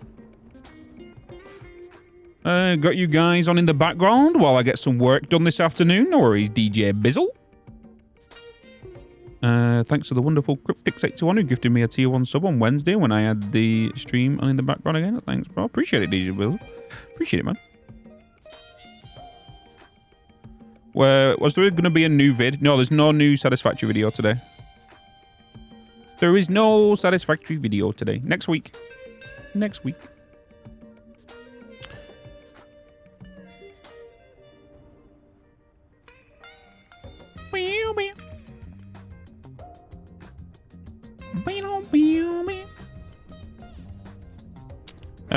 You've been watching season 1. Oh, bloody hell, season 1. You been learning anything? Hopefully you've been enjoying the game. I envy any new player in Satisfactory, to be honest, who's starting out. I think that's why I'm excited to play Satisfactory Plus. But like I said, I'm not going to play that until after 1.0.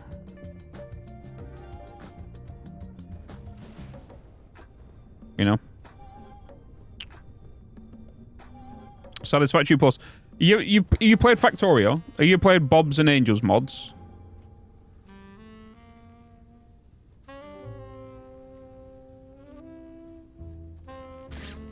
It's basically Satisfactory on steroids. It's a mod for Satisfactory that brings in like loads of new ores, loads of new recipes.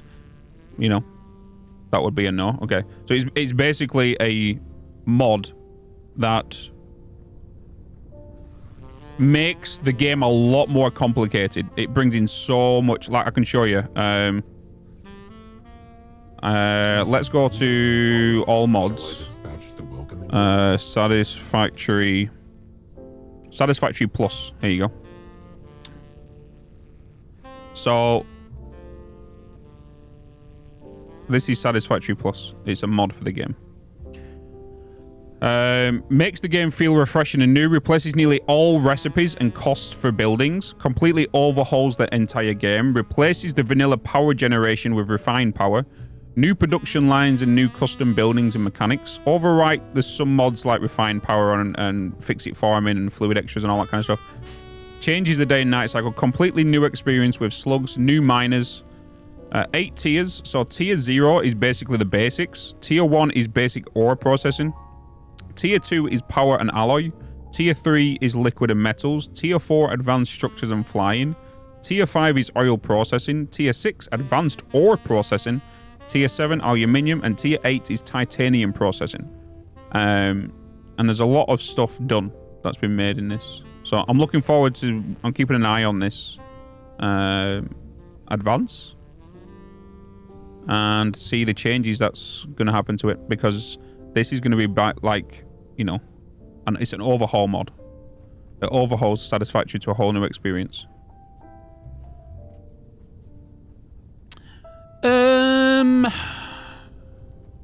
Makes your head hurt. Yeah, it's gonna be like playing Satisfactory new again. That's the way it's gonna be. You know, that's what it's gonna be like. So, for example, like with Factorio, wait, I may as well just take it this way. With Factorio, whenever you play the base game, whenever you move over to Bobs and Angels mods, which brings in loads new recipes, makes the recipes like 4 times as difficult, which means you need to make 4 times as items. It's going to extend your gameplay. It'll extend the life of the game itself. You know.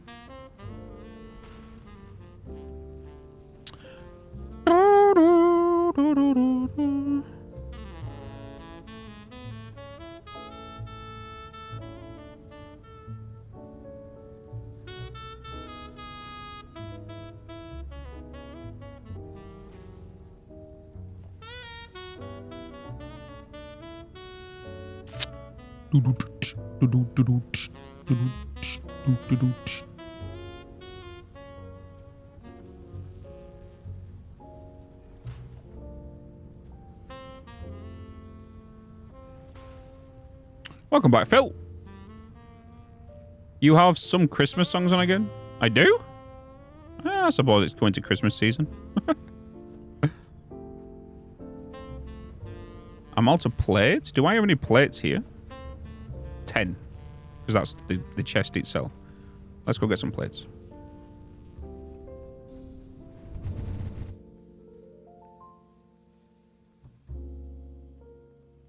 November is Christmas according to those? I suppose, yeah, because Thanksgiving is in November, isn't it? But that's technically not... Is Thanksgiving classed as a Christmas holiday?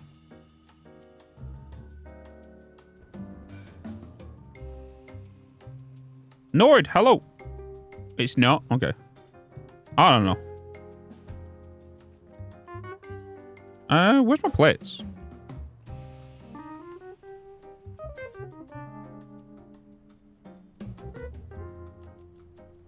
Is Black Friday this month as well?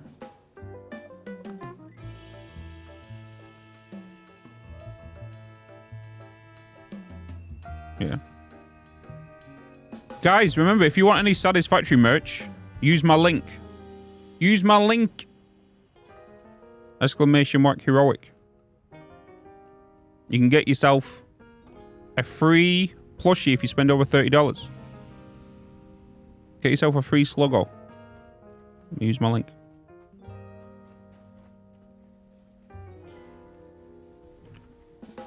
Beep, beep, beep, beep. US Thanksgiving and Black Friday shipping awful time this month.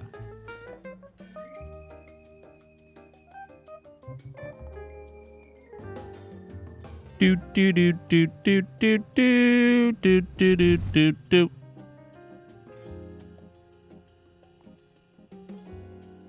Christmas stuff is now in some stores. Yeah, as soon as that's exactly what happens.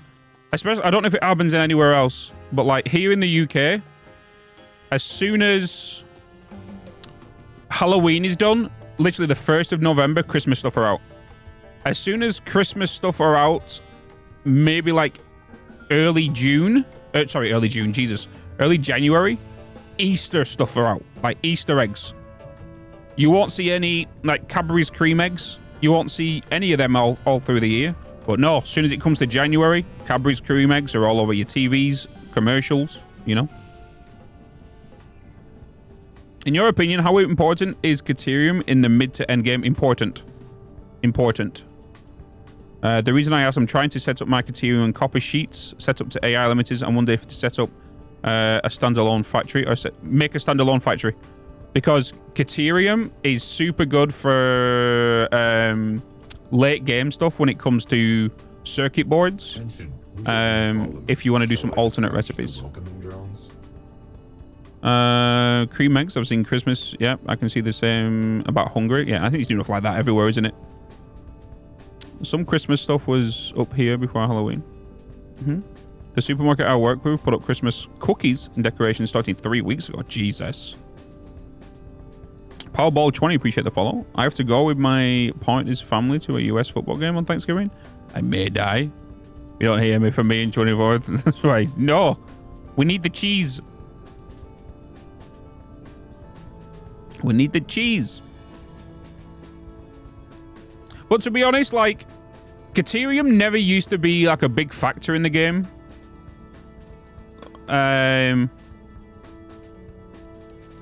The main recipes you definitely want. You definitely want wet concrete. That's 100% given. You need heavy residue oil. And the reason you need wet concrete is because when you come down to your alumina stuff, you're going to have byproducts of water, right?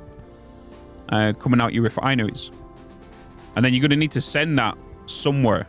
You either need to package it and sink it, or utilize it within some of your other builds, for example, like sloppy alumina, or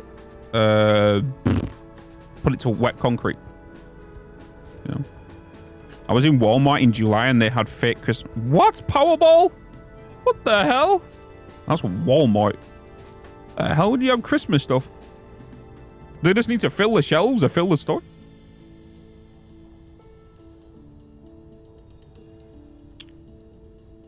Velcro syrup. I'm just gonna call you Raptor. Hello. Hello, y'all. Kids finally napping, so I get to catch the stream. How are you? My water feedback loops have never failed with fluid height usage for priority. Yep. Christmas is a wild holiday. I love Christmas. I'm gonna love it this year because, one, we're doing something as a family this year, which I don't think we've ever done as a Christmas holiday. Because, like, do you remember when I was talking the other day and I was like, maybe I should do, like, 25 days of Bitzmas, where I'll stream for 25 days in December. Yeah, I can't do that because I'm on holiday for, like, a weekend from, like, the 8th, 9th, 10th to 11th, something like that. Yeah, so I can't do that. I was going to do 25 days of Bitzmas. But no, we're not doing that anymore.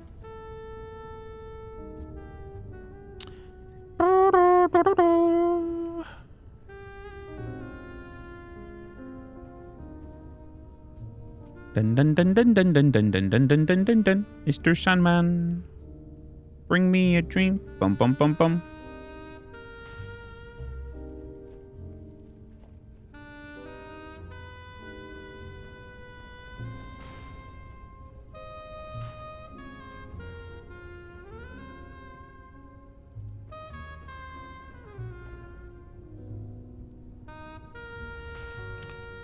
Bum, bum, bum.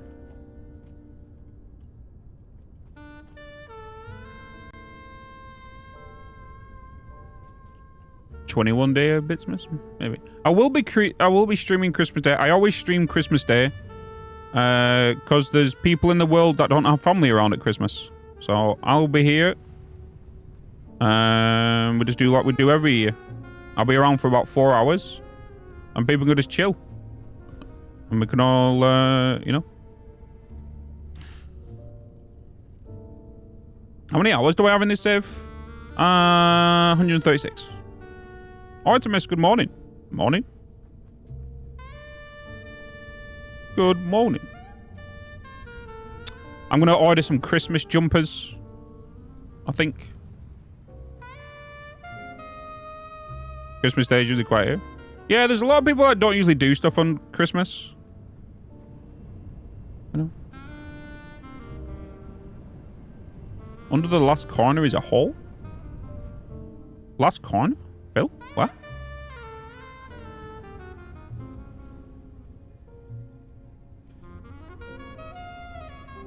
Wait, what? Huh? Am I missing something?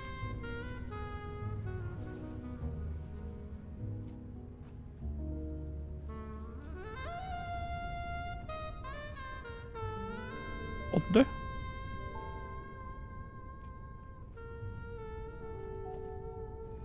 Let me add that one. Do you mean this?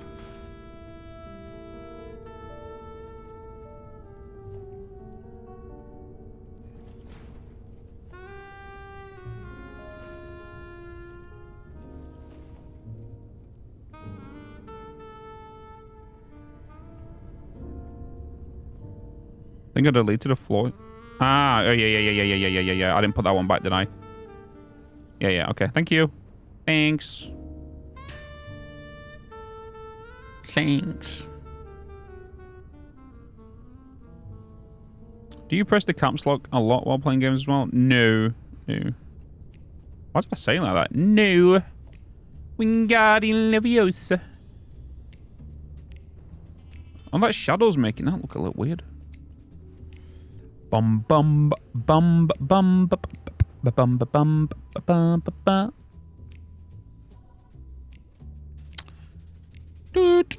Invoices in the post. Oh. Dude.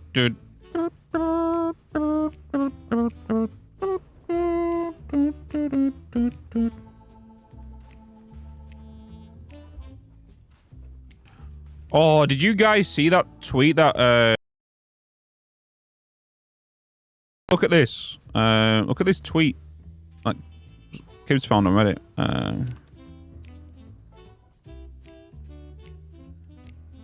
Where is it? This. Look at this. Look at this. That's insane.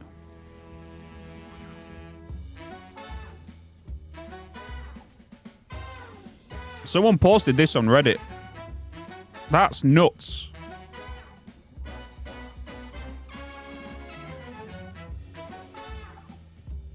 That is mad.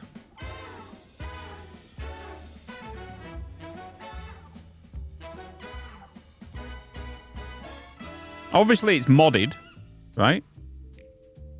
But, like, that's insane.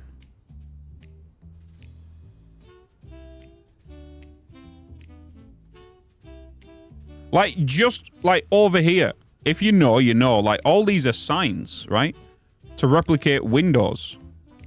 Like, the lights are on in the building. And all that kind of stuff, you know? But just the amount of detail that's in this. It's mad. This is 100% cyberpunk vibe.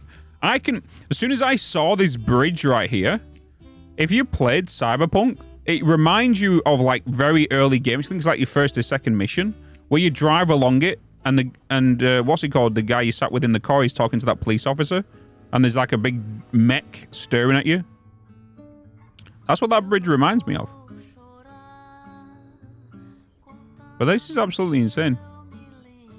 Like, I love the roof designs on these.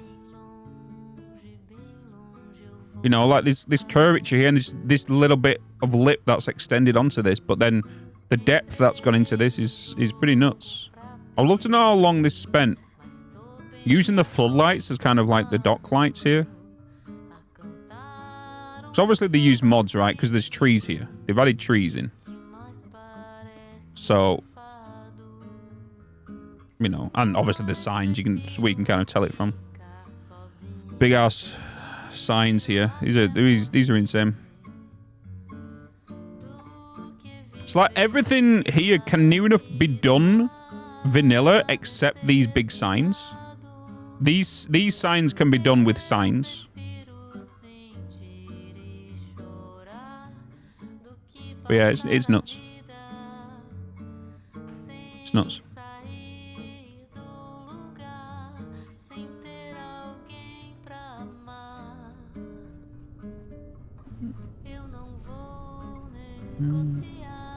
Can you link the post? You need to get a mod to allow you to post it, otherwise it won't let you time you out.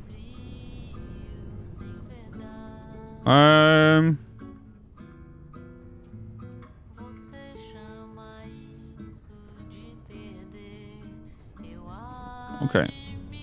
I don't know what to do with the roof. Hey, Hugh. Hello. What you doing?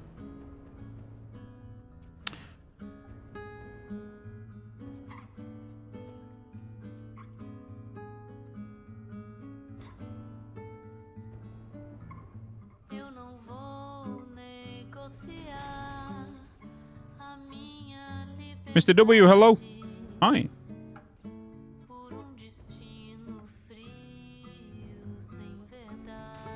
God, I'm going to deny that message for future. Okay, maybe it got permitted. I was going to do that message for future things, but I was going to read it out.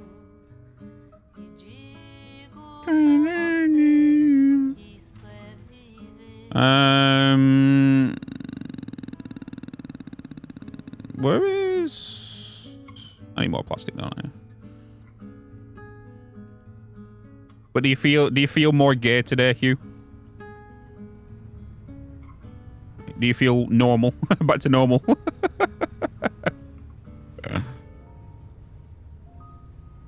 You got your gay powers back. You feel pretty.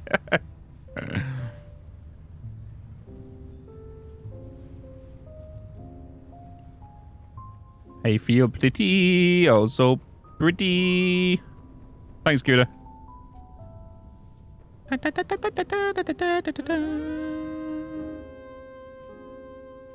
There we go. Let me have a look at this post.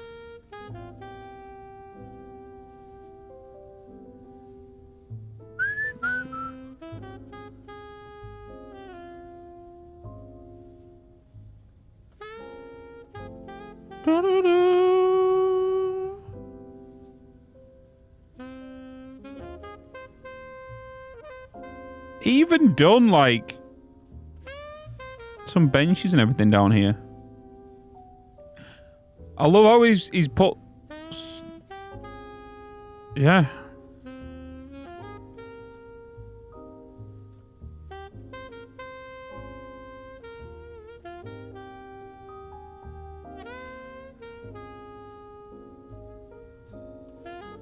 Oh!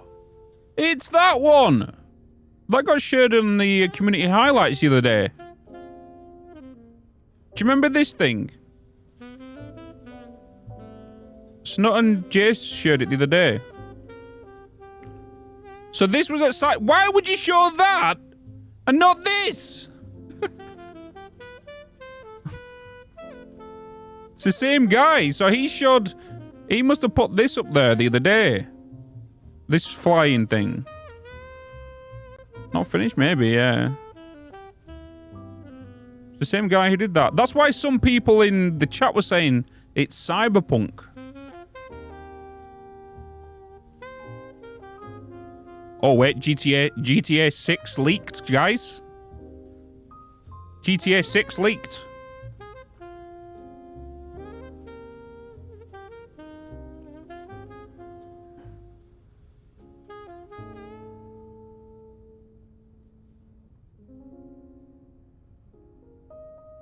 This is cool. I like this a lot. Look at the RTX, I know. Ocean Drive Station, Japantown.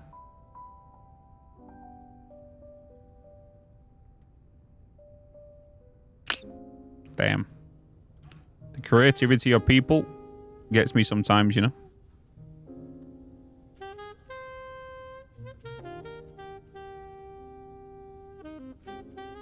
ATMs down here, dude.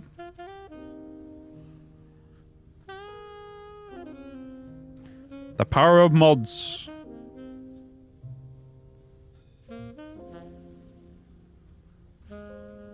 Yeah, so that image is not part of this, so it must have been a separate image. Who's...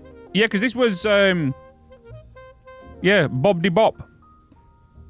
This is the guy that got shared the other day. On the things.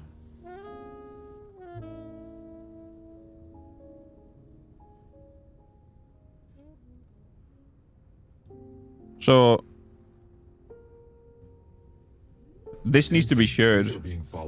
Oh, yeah, it got added 2 days ago. So this got added Wednesday. So he must have put an image up. So I'm guessing this will be on the community highlights next week. Because this is nuts. Yeah. It's nuts. It's nuts, chat. It's nuts. 0 damage. And the squid, appreciate the follow.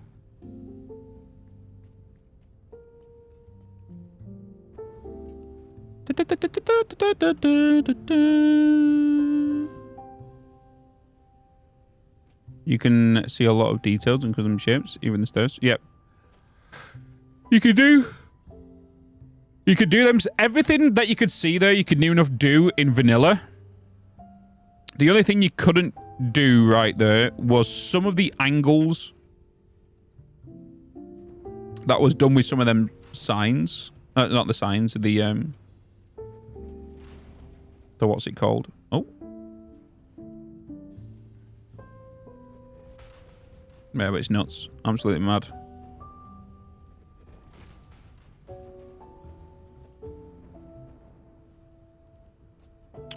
Yeah, with the barriers. Like, that was 100% modded because he had items in there. He was putting trees in there. So it's 100% a creative world within mods. I would love to know if them buildings are actually producing materials. That'd be nice to see.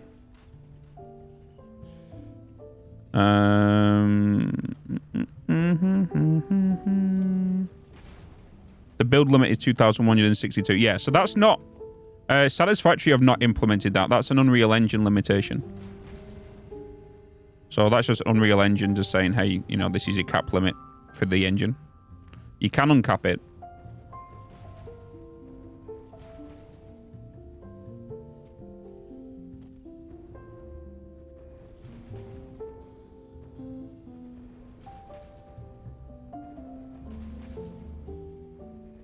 He only had pack and micromanage on. But he's out in the ocean.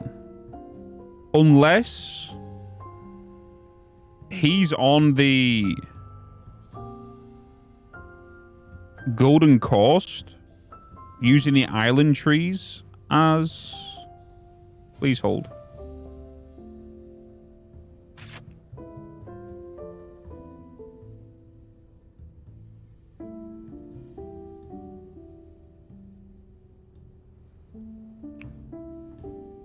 So he is at the Golden Coast.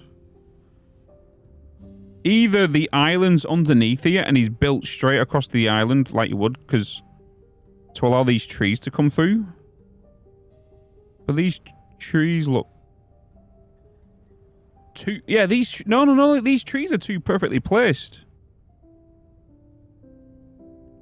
Because look at that tree, that tree, that tree, that tree, that tree. They're all lined perfectly to create a perfect road.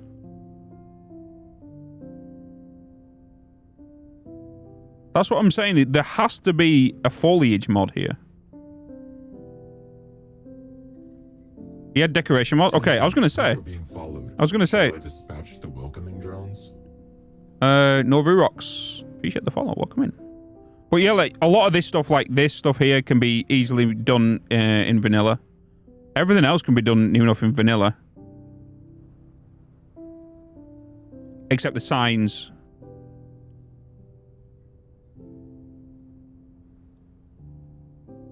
Actually, no. I'll take that back. Yeah, no, they have to. Yeah, the signs, because of the big cart. You can, unless he's using the big ass board. Using the big ass board. Wait, no, them signs could be.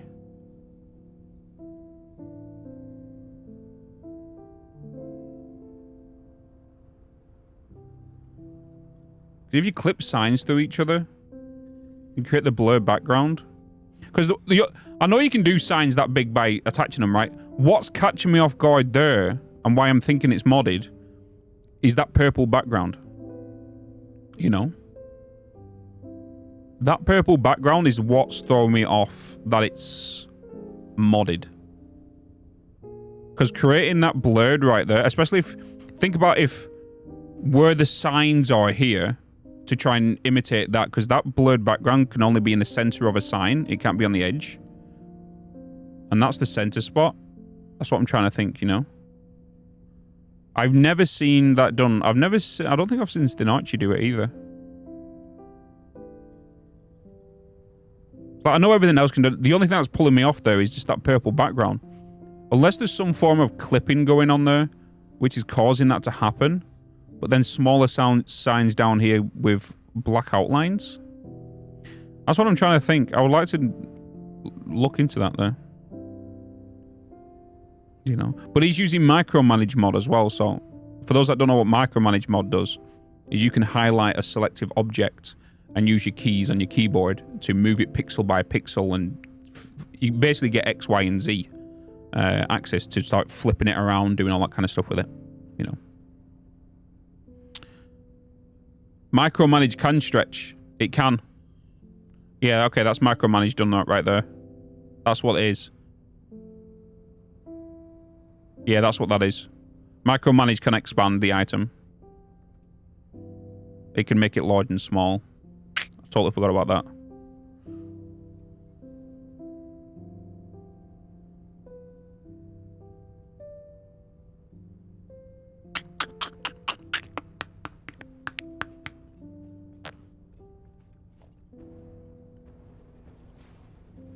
Beep, beep, beep, beep, beep, beep.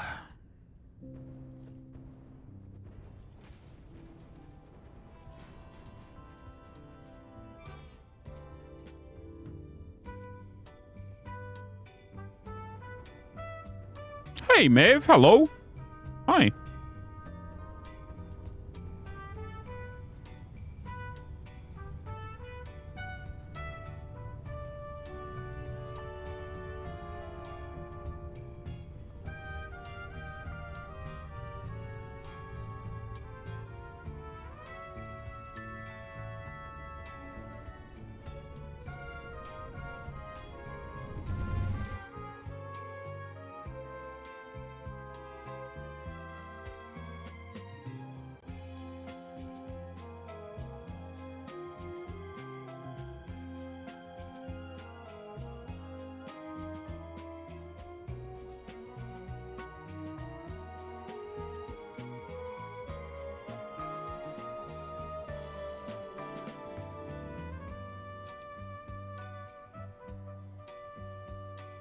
I think I'm going to sort some food out, chat. I think.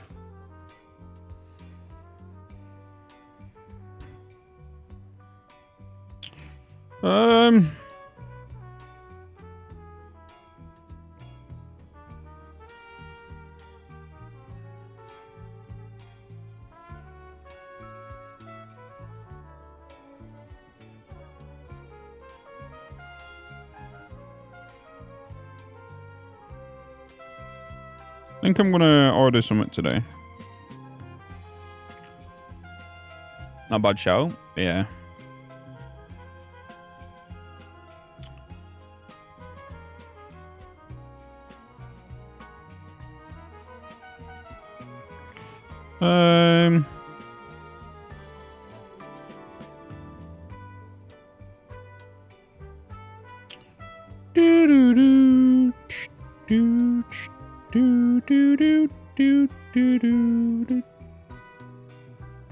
I don't know what to have, though. Don't know what to have, chat. I'm not going to lie to you.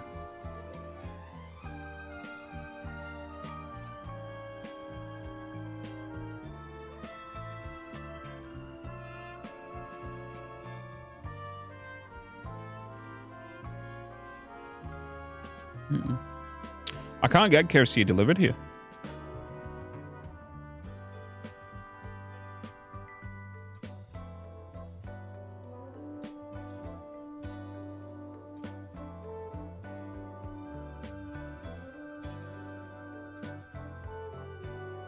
If I went 2 streets that way, I can go and get it.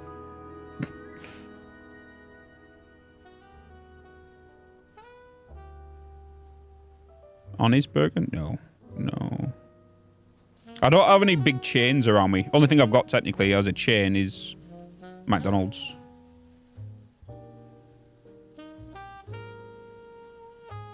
I fancy just a sandwich. I don't want to order Costa, though. I don't want to order Costa just because it's... You pay for your arm and leg just for a coffee and a sandwich, you know. And it's, like, really crap stuff as well.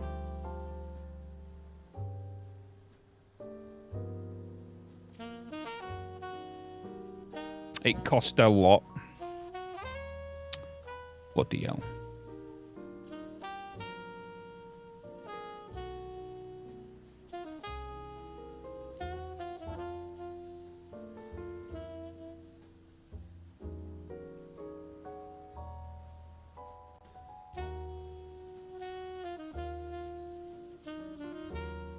I'll tell you what I'm looking forward to is, especially when it comes around Christmas, I love, like, turkey stuffing and cranberry sandwiches. It's the only good time to really have them through the year. You can have them, but, like, it tastes better at Christmas. You know? Never ordered any food. I just don't want to bother the delivering people. Let's take a look here. I can order pick and mix. What the hell? When that's been added? I can order from the Cheesecake Factory. But delivery is £9. What the Jesus?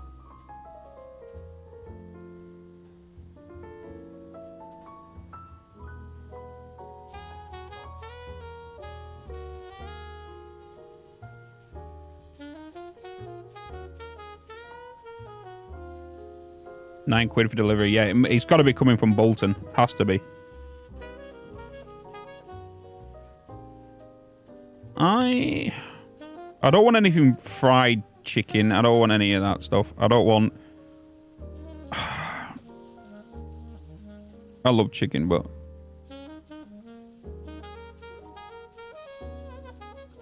Bloody bonkers. Hi, sir. Oh, well, thanks, guys. Now I've had to order food, and I'm blaming you. You're welcome. You're welcome. Wait, Domino's has been added to bloody Just Eat? Like... Huh? Oh! I could get tacos. Mikhail, yeah, I could order. There's a new place that's open next to us, and it's not next to us, but I could get tacos. Maybe with a side of nachos. Ooh. Free delivery. They deliver it already. Yeah, like they have a app. They have the app, right? Tacos with beans and rice. All right, let's have a look. Let's have a look here.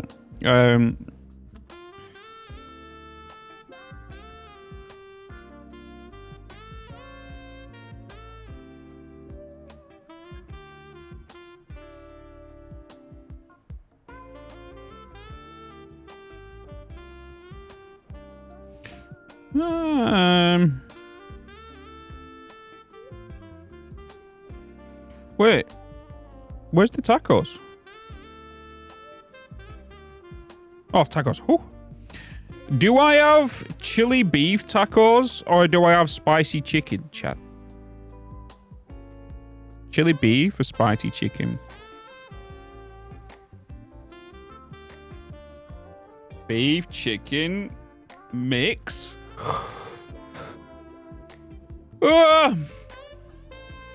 Spicy chicken, beef. It looks like beef. Okay. Nachos. Nacho cheese. Yeah, I have some nachos. I have some nachos and yeah, I think I'm good with that.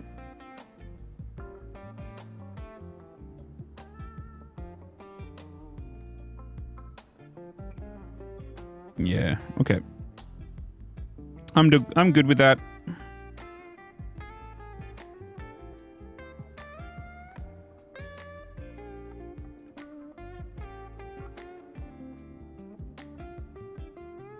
Oh, they have mac...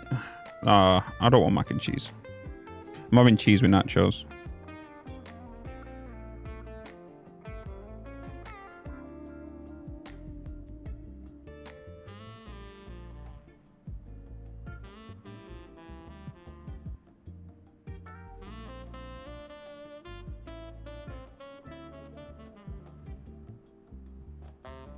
Okay.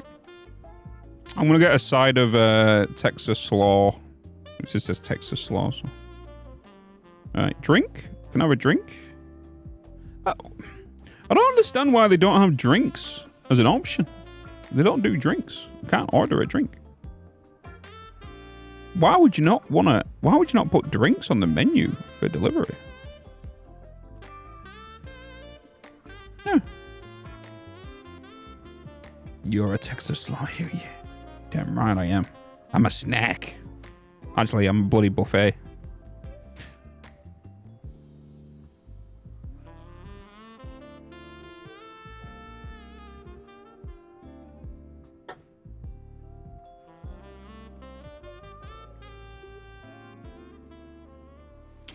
Okay, place my order. And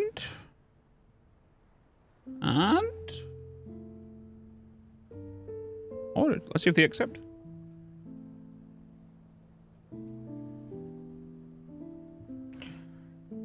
Awaiting confirmation. Okay.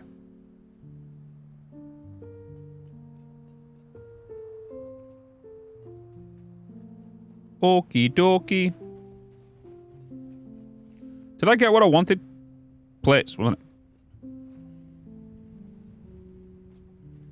I guess the risk of driver getting sorted up to But that's the thing though, like I know what it's like with Uber because there's a YouTube channel I watch and it just shows a guy like the daily life of what he does as a full-time Uber Eats delivery driver. And the interactions he gets is flipping hilarious. But because he uses an electric bike to get around faster, he doesn't like to pick up any more than 4 drinks You know? So when the order comes through, he checks the drinks first and then...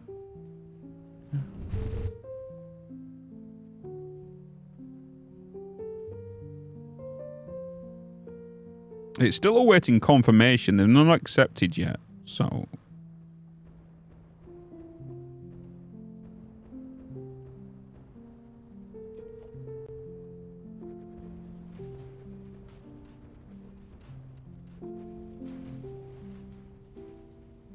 Stop yawning, making me tired.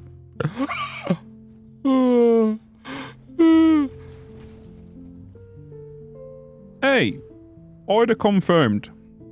2:10. Half an hour from now. Well, around 2:10 until 2:30.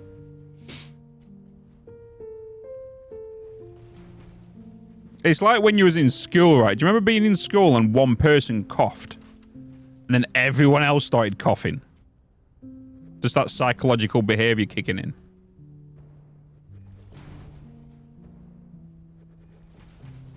Like, you didn't need to, but then you feel like you needed to. You know?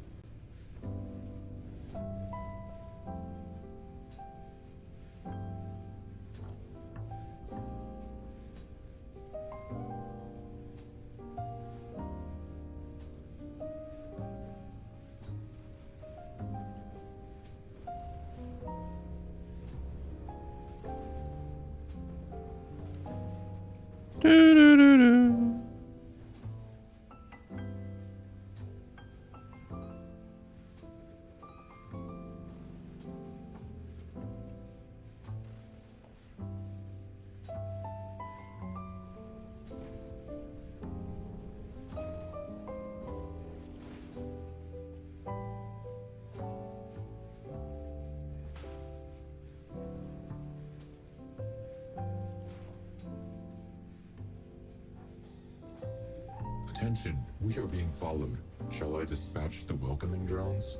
Hermetic Creeper welcoming. Welcome.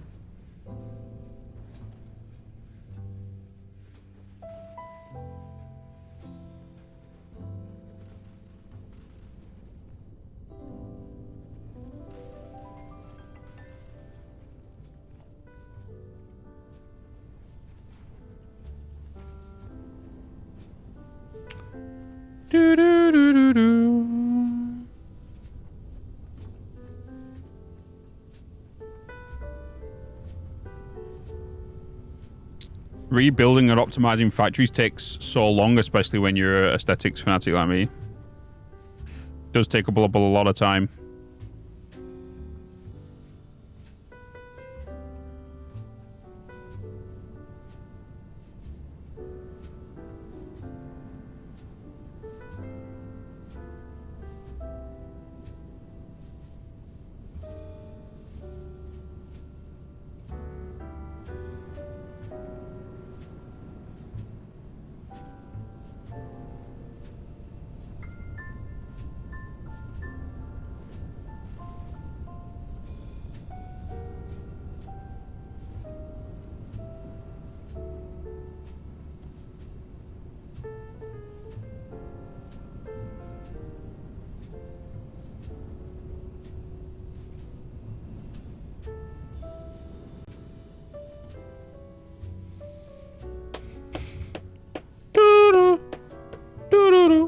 Razor, hello.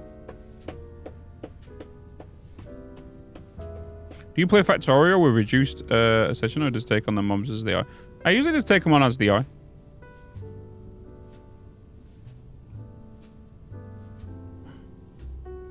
It's even worse when you're impatient and also a bit of joshing you.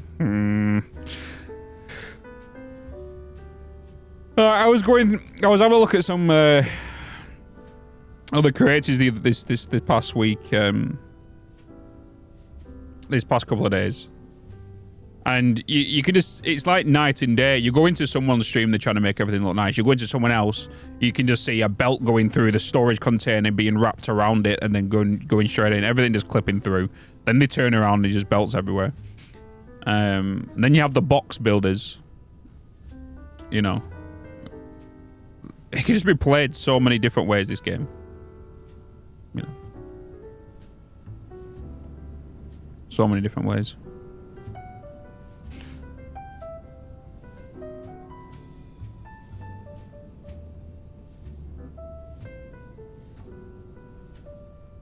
Twitch Prime sub received.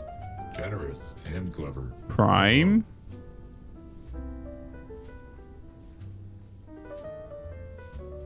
Hermit Cubic coming in with a bloody prime.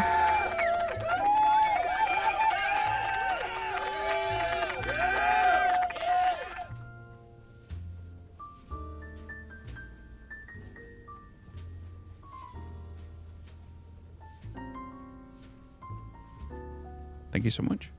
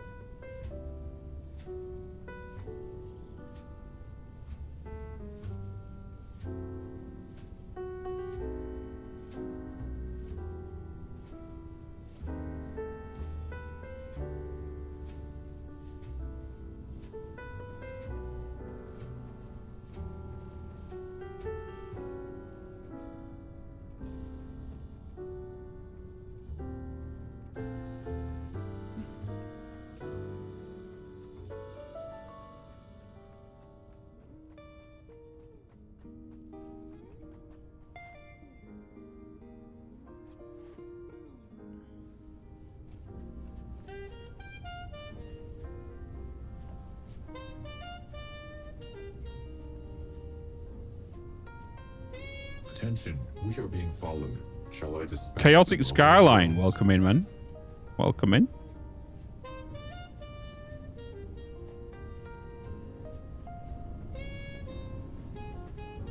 I need AI limiters.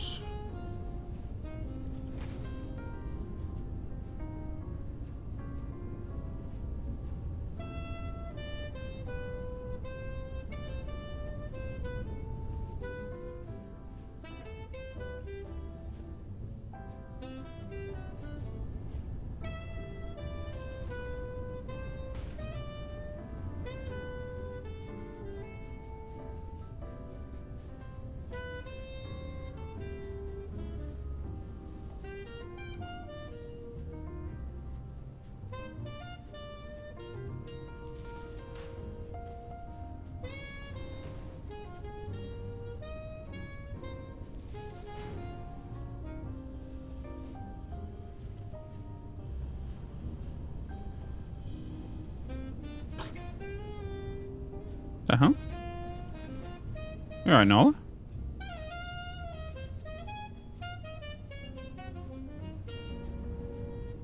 She's going to hibernate again.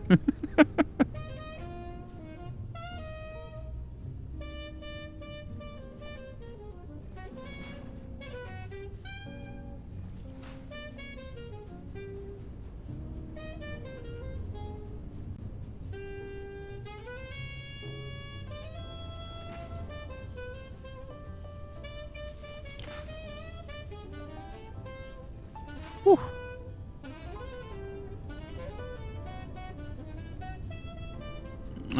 Same as walls.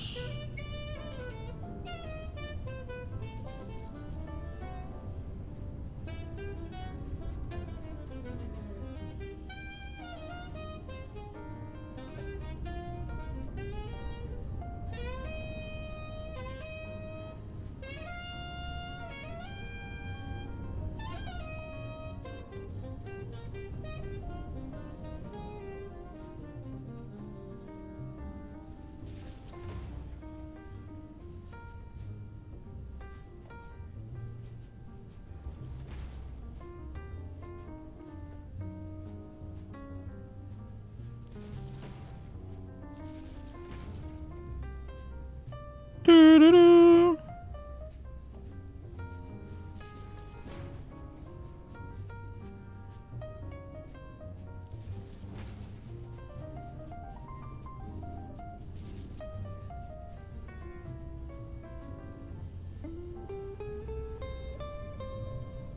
The light? I don't know what color I'm going to do yet. Don't know.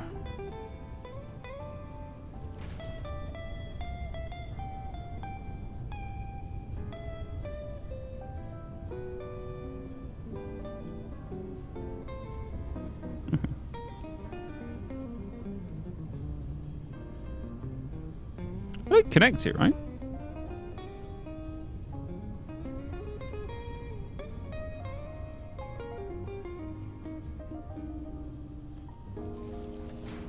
What am I missing here?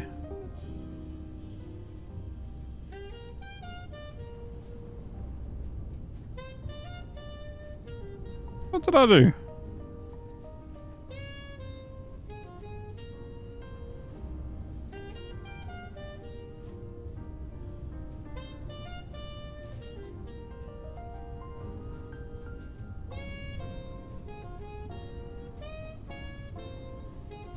You're connected. You're connected to the line.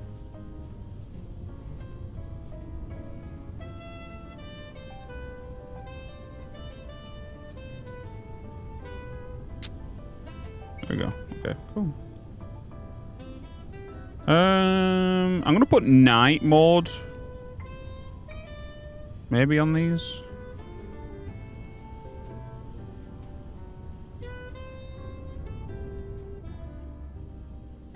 Don't know yet.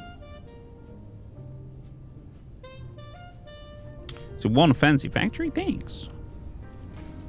Thanks.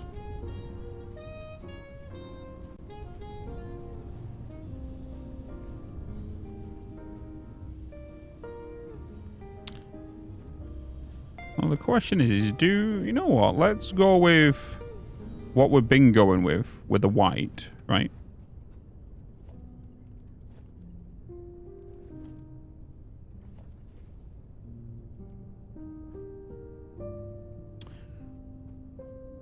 Do we?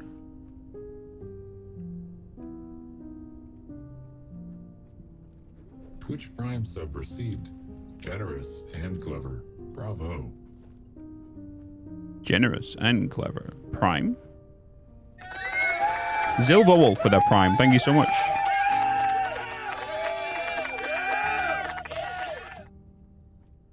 Have it only shine on the walkways.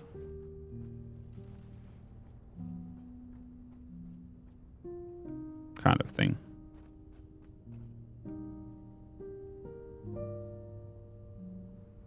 You know? Because if I wanted to, I could. Where's the center here? Because if I was to put it into the center, right, it's going to block out this whole light here. Bump.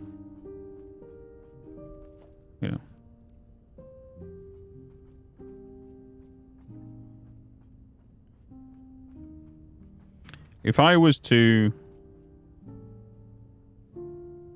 do that, then put you there, and then zoop you across, you're going to cover them lights, aren't you? See? And if I was to remove these, the light doesn't emit. You can see by these because these are shadowed, right? You know what I mean? The lights do still shine through, yeah.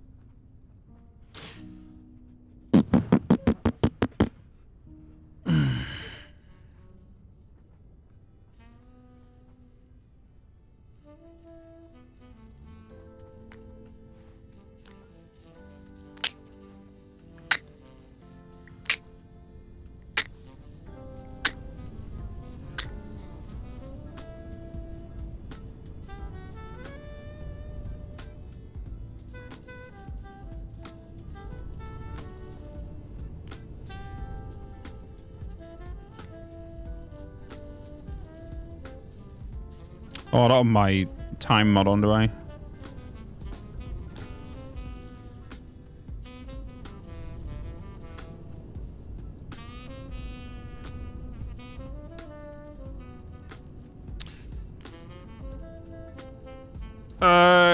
No, signs don't use power. They don't emit light. They create like a fake light. You know what I mean? They don't actually emit light.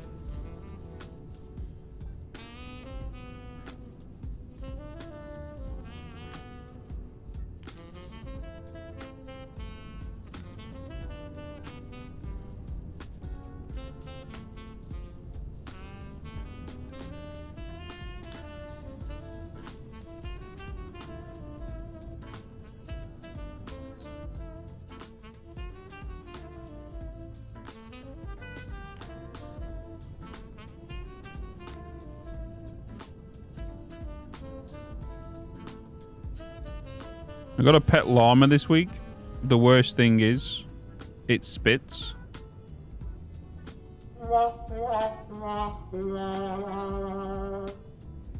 God damn it, quick line. Okay, right, chat. I'm just gonna quickly go to the toilet. I'll BRB. I won't be long. Just chill. Won't be long.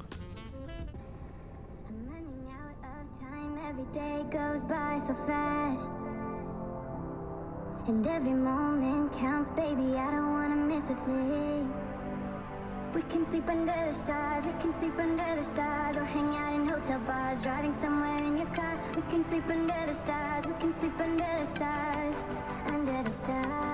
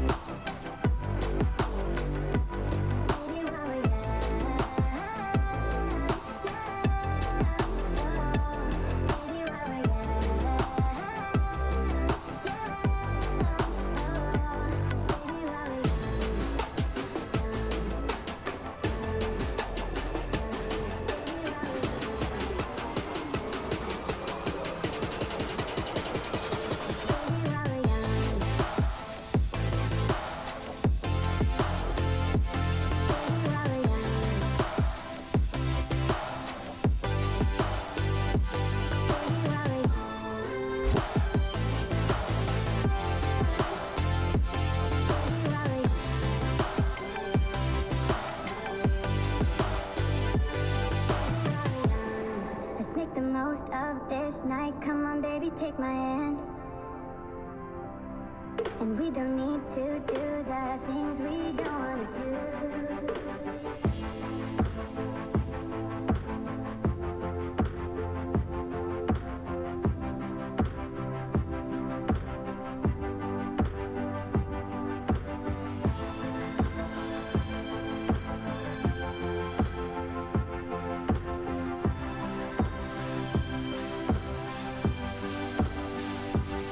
Baby, while we're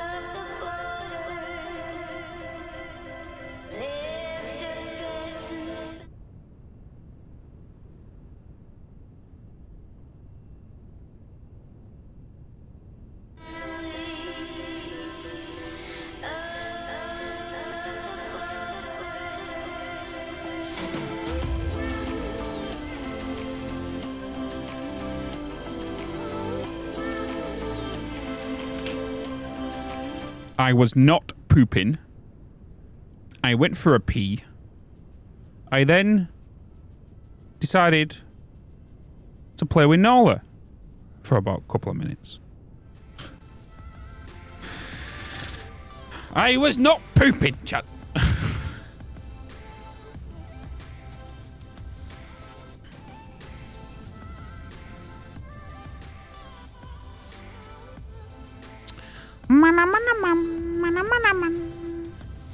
Need a pee emote.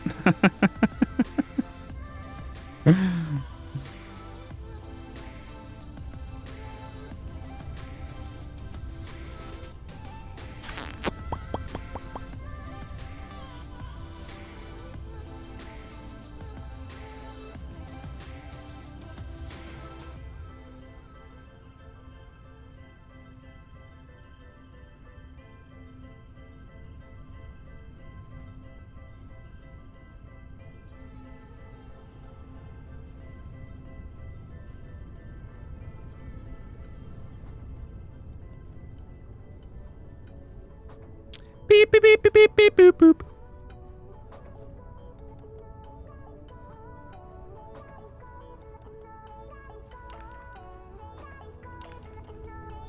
I need some quick wire.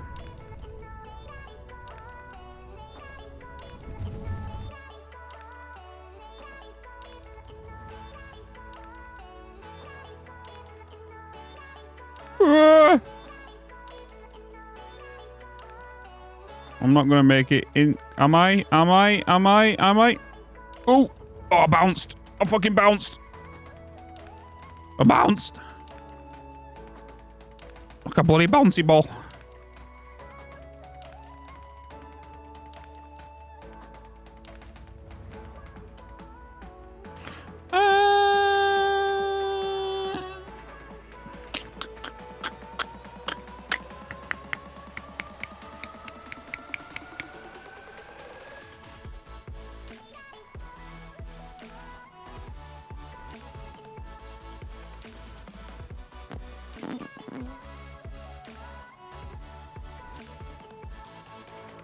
Can a vehicle lights be coloured? No. No. Just started playing the game and found your YouTube within the 1 hour fix video. I love your core plant. It's gorgeous and can't wait to check out the other videos. Hell yeah, Assassin. Dude, enjoy the YouTube content. Enjoy it. Enjoy, enjoy, enjoy. Beowulf, good morning. Good morning. I'm going to do the same again. I'm going to go through this. Because I want to go to Caterium, way over there. Not Caterium, Quartz. I'm going to jump through here. Go back through the hypercannon and get over there. I probably can get there faster, you know? You know? Subscription received. Thank you for renewing your class access. Assassin, resubscribe to tier 1 for 3 goddamn months. Hell yeah. Thank you so much. And then back through here just to get myself to the quartz a little quicker.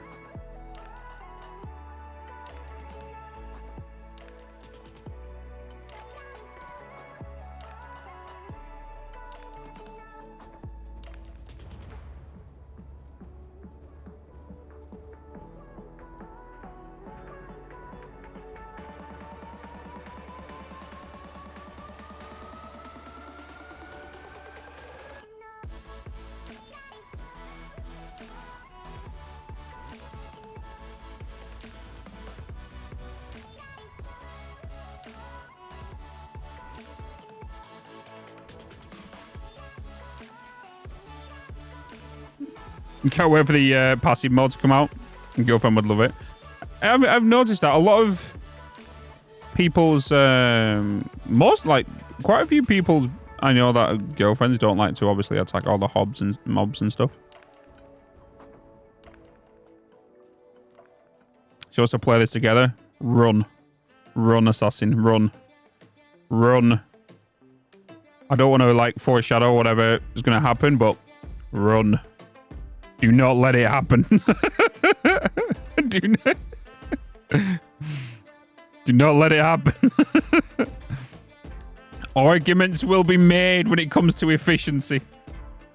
But I want to do it this way. Yeah, but it's wrong.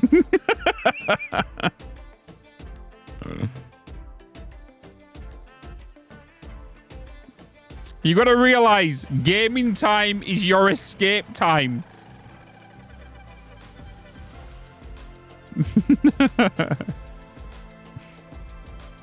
Motion sickness for games is both a gift and a curse. It's not. What Fix It says it must be a vision. Yep. All you need to say is if it's not efficient, just say there's a hidden mechanic within the game. If things aren't efficient, the doggos and not the doggos, the mobs will become aggressive. That's all you need to say. We need to make the most efficient factory. And if it doesn't happen, the mobs will come vicious. They'll go rabid.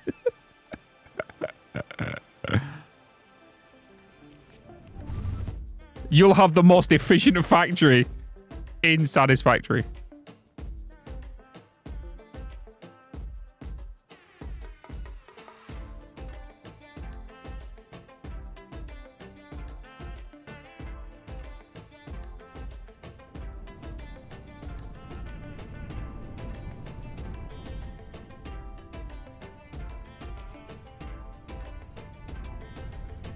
First, you make sure it is.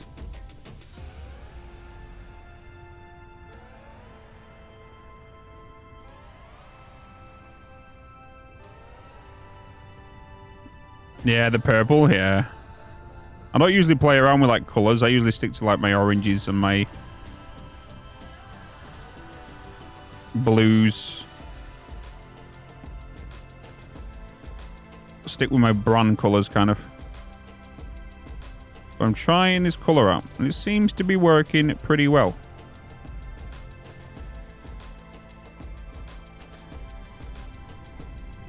Because this is making heavy oil residue at the end of the day.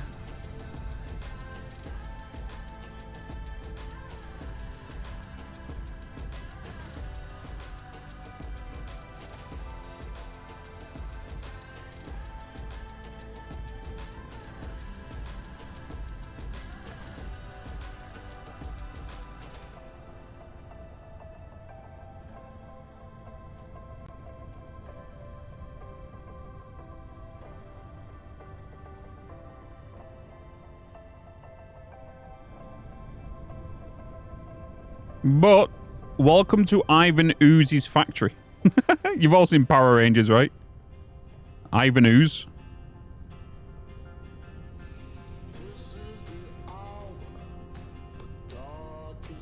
Ivan Ooze.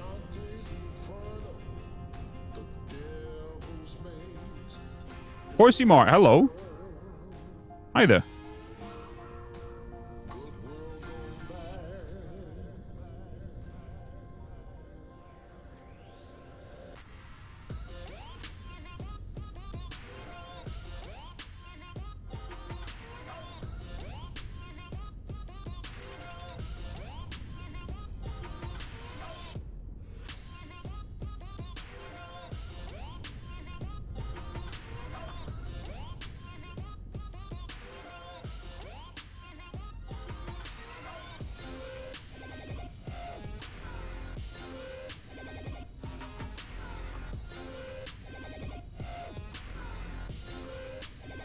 Oh, I think my food's on its way.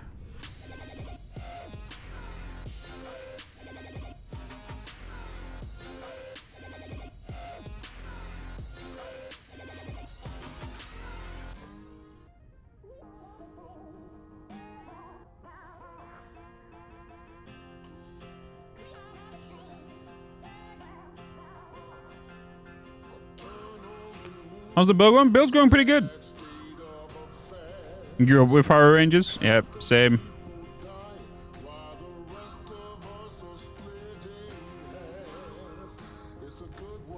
Same.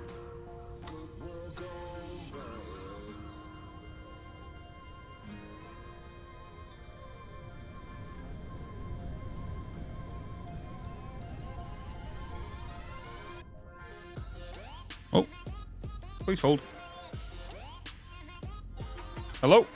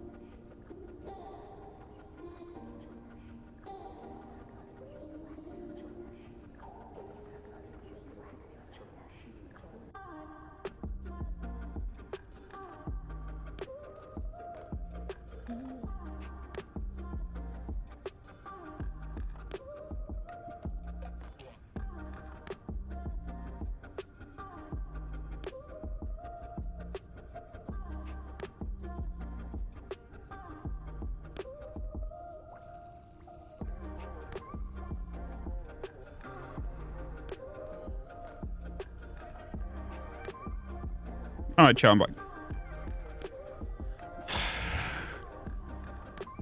The worst thing about the street that I live on, there's 2 streets at the side of each other. Exactly the same name.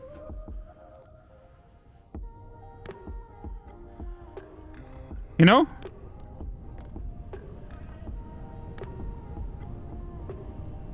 Do you ever put lights on night mode? Sometimes. Sometimes. Especially the outside ones, I usually do.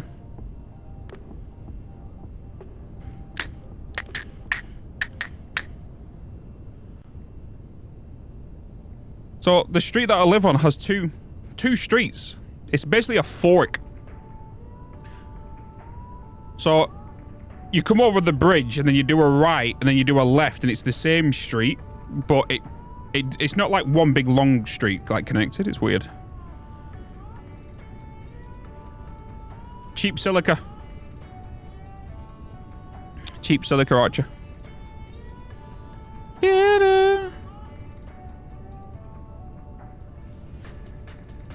It depends. Either cheap silica or bolted iron plates, depending on where you're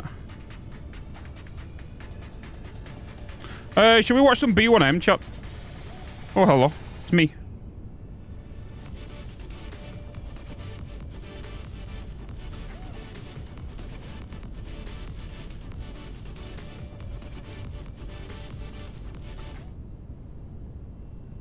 Street to deliver to.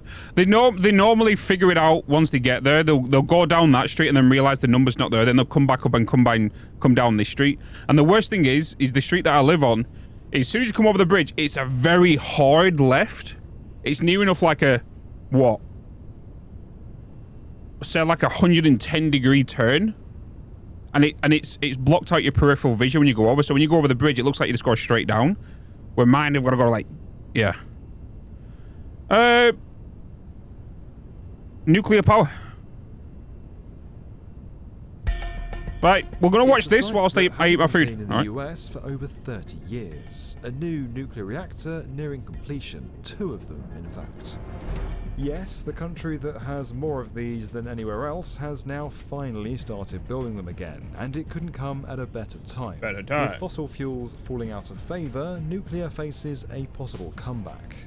But this monster of a construction project has been a long time in the making. Costs have spiraled sharply and mistakes have been made. Vogel is well behind its originally intended schedule, double the original budget. Exactly, People didn't know how to pour concrete correctly. The design wasn't finished enough. Techniques had to be invented and then changed on the job. And yet it could still mark the beginning of an American nuclear revival that not too long ago seemed impossible.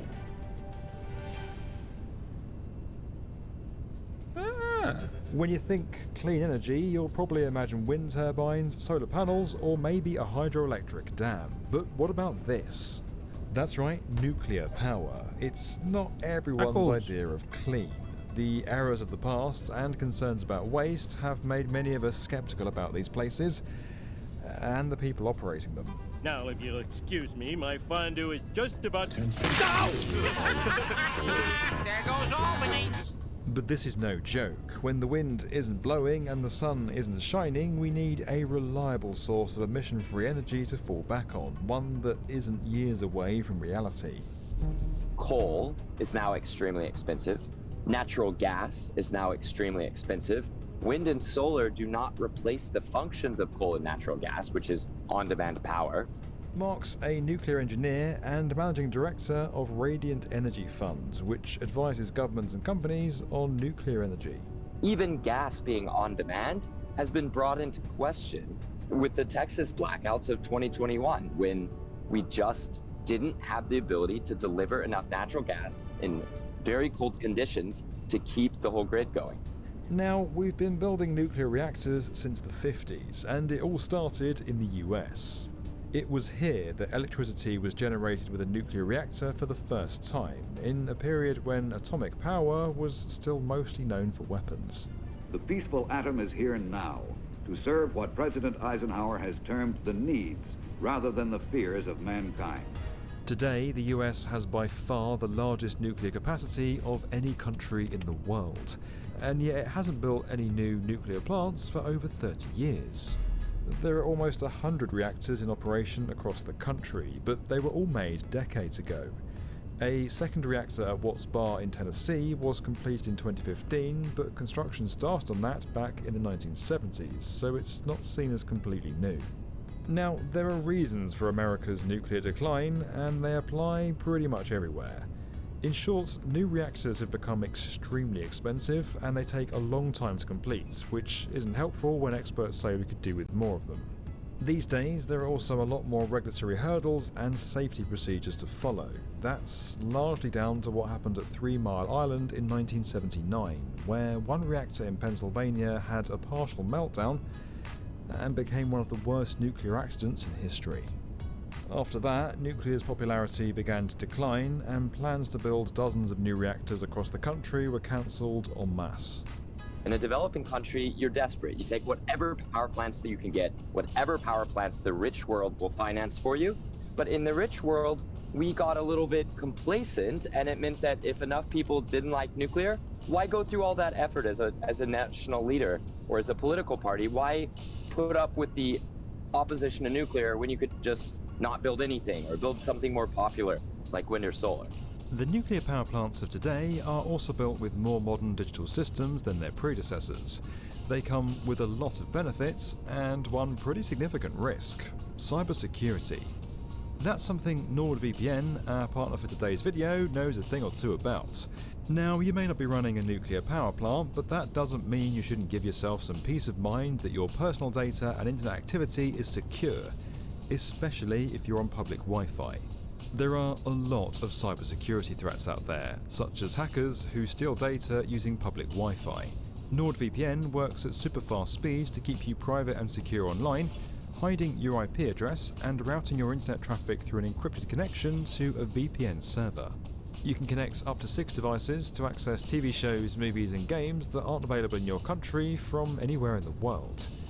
Right now, users can get a huge discount on a 2-year plan, and if you sign up through nordvpn.com/the B1M, you'll get an additional 4 months free with a 30-day money-back guarantee. Again, that's nordvpn.com/the B1M. Now, let's get back to the video. It's not just the US that's finding it difficult to revive this industry. Hinkley Point C, the only nuclear power plant being built in the UK, is at least 18 months behind schedule.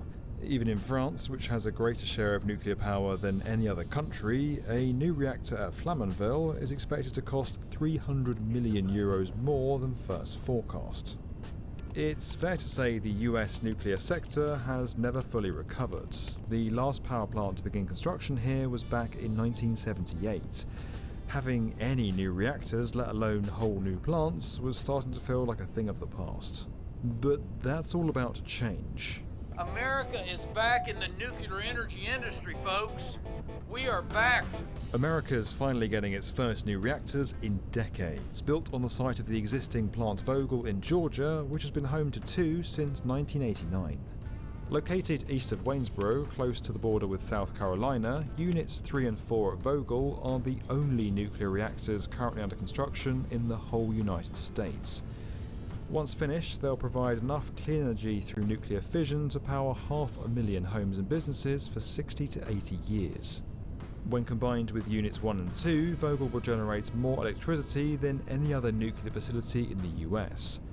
The project's being managed by Southern Nuclear and Georgia Power, with Bechtel handling the construction. As you can imagine, building a nuclear reactor involves bringing together a whole lot of components, some of them small and others very large indeed. By far the biggest piece on each unit is the CA-20 module. 5 stories high and weighing almost 1,000 tons, they store used fuel, exchange heat and collect waste. Wall and floor sections were prefabricated on site, and putting the modules in place required the heaviest lifts on the whole project, using one of the largest cranes in the world. Installing the 2 steam generators needed for each reactor was another complex task. Assembled in South Korea, they had to be transported from the coast to the site by train. They're 25 meters long and also had to be craned into place. So, how much has all this heavy lifting cost, and has it remained on schedule? Well, a lot, and no. Back in 2009, when the project was first approved, it was set to total around $14 billion with a target completion date of 2016 for Unit 3 and 2017 for Unit 4. Now we're in 2022 and the work is only just wrapping up, and as for that price tag, well, it's looking closer to $30 billion. That makes it a contender for the most expensive nuclear power project ever, and it's not even an entire plant, just an extension, albeit a big one. To be fair, a large public infrastructure project going over budget is not exactly unusual. It's kinda normal for the final cost to be somewhat higher than the original estimates, especially when the project's been running for years or even decades. But now it's costing more than double what it was supposed to, you can see why some people are a bit annoyed. As for the delays, well, a lot of it comes down to the way it's been managed. The company that makes the reactors, and that was previously the main contractor, Why does America, whenever they do something, they have to put massive flags up to go, hey, look, this is America that's building this, or something? Why? has had a part to play. Vogtle 3 and 4 are the first AP1000 units from the Westinghouse Electric Company to be built in the US. However, in 2017, the company filed for bankruptcy due to heavy losses from Vogtle and the VC Summer plant in South Carolina, where it was supplying a further 2 reactors.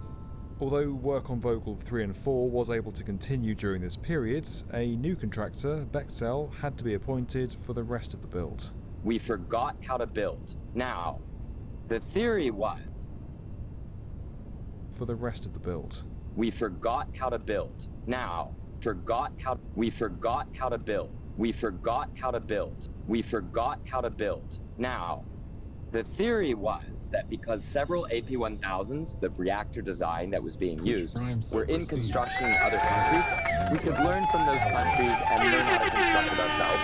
But with the supply chains different, management teams different, engineering teams different, we just didn't learn from the AP1000s under construction in China. Construction productivity was another challenge that's led to delays at Vogtle, along with the significant amount of remediation that's had to be done. By that we mean having to redo certain jobs, and on a nuclear reactor that can be somewhat time-consuming. According to one report, almost 100 miles of cable, around 8% of the total used, had to be cut or replaced. Another report revealed how on one part of the project, an inspection to check bolts were tightened to a specific degree didn't happen. That meant they all had to be loosened and retightened correctly before the inspection record could be signed off. Then, in December 2021, it emerged that tens of thousands of these records had not been completed, creating a massive backlog. The tasks had been carried out, but the paperwork hadn't been done. But today, with these problems now sorted, the mood is a lot more positive, and the end is finally in sight. Construction of Unit 3 is now officially complete, and in August 2022, Unit 4 was at 96%. That same month, Southern Company received some much needed good news. The Nuclear Regulatory Commission confirmed that Unit 3 conformed with its regulations. That gave the plant clearance to start loading fuel and begin the startup sequence for the reactor, with commercial operation now expected in the first quarter of 2023. The plan is to have Unit 4 up and running by December that year. It may have taken much longer and cost far more than expected, but the conclusion of this project will be a big moment, not just for the people of Georgia, but the entire US. While there's no sign yet of a mad rush to build more of these things, more will surely follow, and several are already planned or proposed, but they're yet to begin construction. Once Vogtle crosses the finish line and lessons have been learned, it could help kick these other schemes into gear. If Vogtle is being finished in a time when the alternatives to Vogtle are extremely expensive or only a partial substitute for what nuclear power would be, the conditions are right to move on and start other large-scale nuclear plants, or to start on some new designs that people have been proposing for building around the US. We now have proof the US remains serious about this important and still quite divisive form of energy, thanks to the hard work that's been carried out with this project. It proves that nuclear power has a future in America, but to what extent, we'll just have to wait and see. This video was made possible by NordVPN. You can learn more about that at the link below. And as always, if you liked this video and you want to get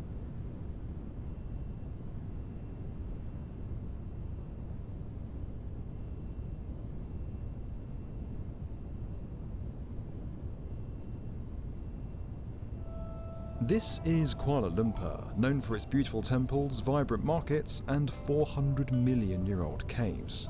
Oh yeah, and it has a few skyscrapers too. The Petronas Towers held the title of world's tallest buildings between 1998 and 2004, and it's currently adding Merdeka PMP 118, the world's second tallest building, to its skyline. It's also one of the fastest growing metropolitan regions in Southeast Asia, having transformed from a small tin mining town in the 1800s to a thriving centre of culture and commerce. Now, KL, as the locals call it, is evolving again, but this new chapter is about more than just sky-high structures, although building tall is still part of the plan. Malaysia's capital is going big in a different direction, building sprawling mega developments that could help it become the new Asian superpower it's long aspired to be. Since gaining independence from Britain in the 1950s, Malaysia's been on a remarkable journey. We see new buildings and new industries that mark your great economic advance and progress. Modernising its economy and becoming a key hub for trade and investment, the country's brought us some of the world's most impressive buildings, boosting its international reputation. In the 80s and 90s, Malaysia had one of the fastest growing economies in the world, and although that has slowed, it still has big ambitions for growth. Its goal is to become a high-income nation and a fully developed country by 2025, 5 years earlier than previously planned.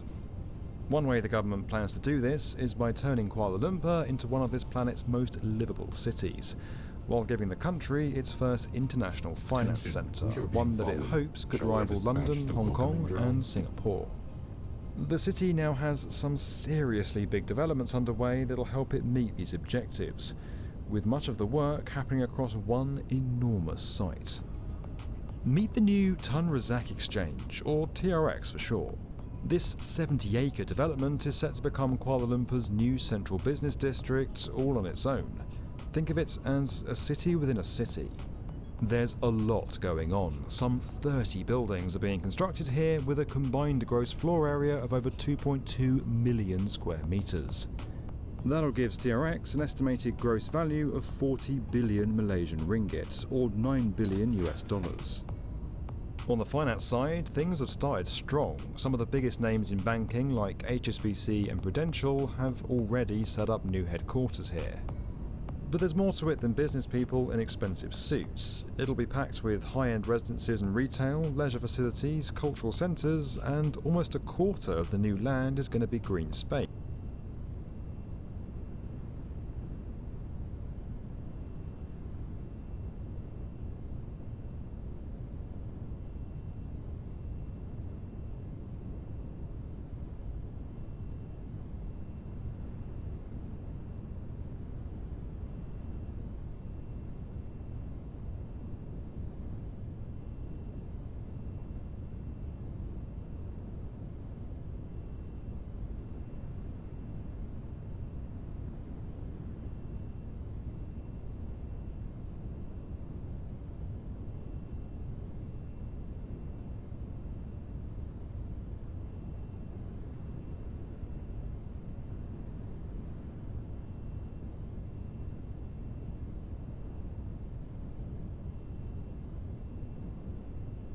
There's a popular myth that I've heard about several bridges, including the Golden Gate Bridge in San Francisco and the Forth Bridge in eastern Scotland, that they paint the structure continuously from end to end. Once they finish at one end, they just start back up on the other. It's not exactly true, at least for any structures I'm familiar with, but if you drive over any steel bridges regularly, it might seem like the painting never quite ends. That's because despite its ease of fabrication, relatively low cost, and incredible strength, steel has a limitation that we're all familiar with: rust. Steel corrodes when exposed to the elements, especially when the elements include salty sea air. I'm doing a deep dive series into corrosion engineering, We've talked about the tremendous cost of rust and how different materials exhibit corrosion. We talked about protecting against rust using dissimilar metals like zinc and aluminum. And now I want to show you the other major weapon.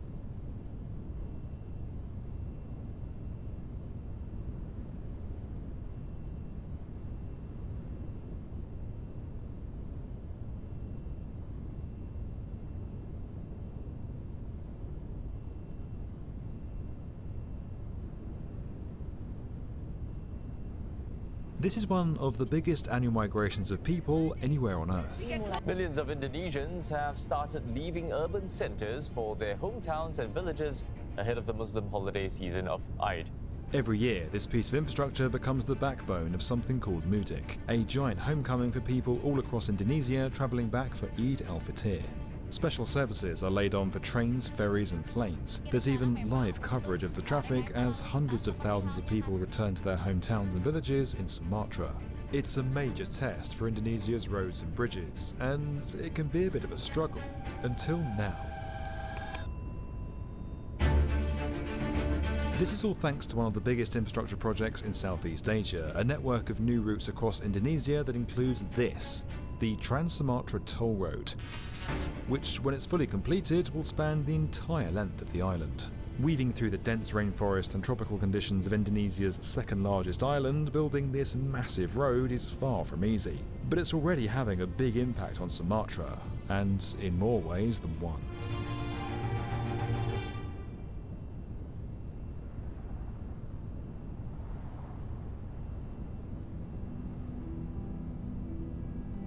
Sumatra's roughly the size of California, and it produces nearly a quarter of Indonesia's GDP. Despite that, getting around it is not exactly straightforward.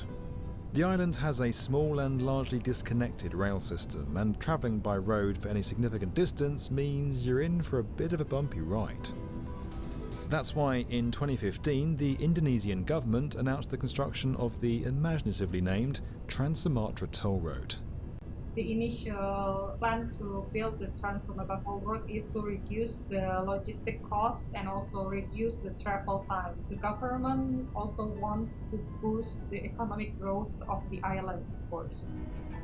The plan was huge. The road would stretch for nearly 3,000 kilometres from the port of Bakauheni in the south to the city of Bandaraki in the north. The main highway would provide a link from the south to the north of the island, and roads would branch off to connect cities along the more remote western coast, as well as towns and ports to the east. It wasn't cheap. An eye-watering $37 billion was earmarked to complete the project over a nearly decade-long construction period. The contract was given to Hatamakaya, and work began in 2015. Now, if you were to imagine the ideal conditions to build a road in, it would probably look something like this. First, you take a nice long flat stretch of ground and make sure there weren't any rivers or other roads in the way which you'd have to build bridges over. Ground conditions are pretty important. You'll need strong, dry, well compacted soil which can stand up well under the weight of all your traffic. Water's a big no-no as it can seep into the ground and weaken the foundations, and you'll need to avoid any extremes of temperature or humidity which can also stress and degrade the quality of the road. Finally, to make your life easier, you're going to want to make sure that the land you're building on is clear and obstacle-free, so you don't have to waste time clearing a path. So, what's it like in Sumatra?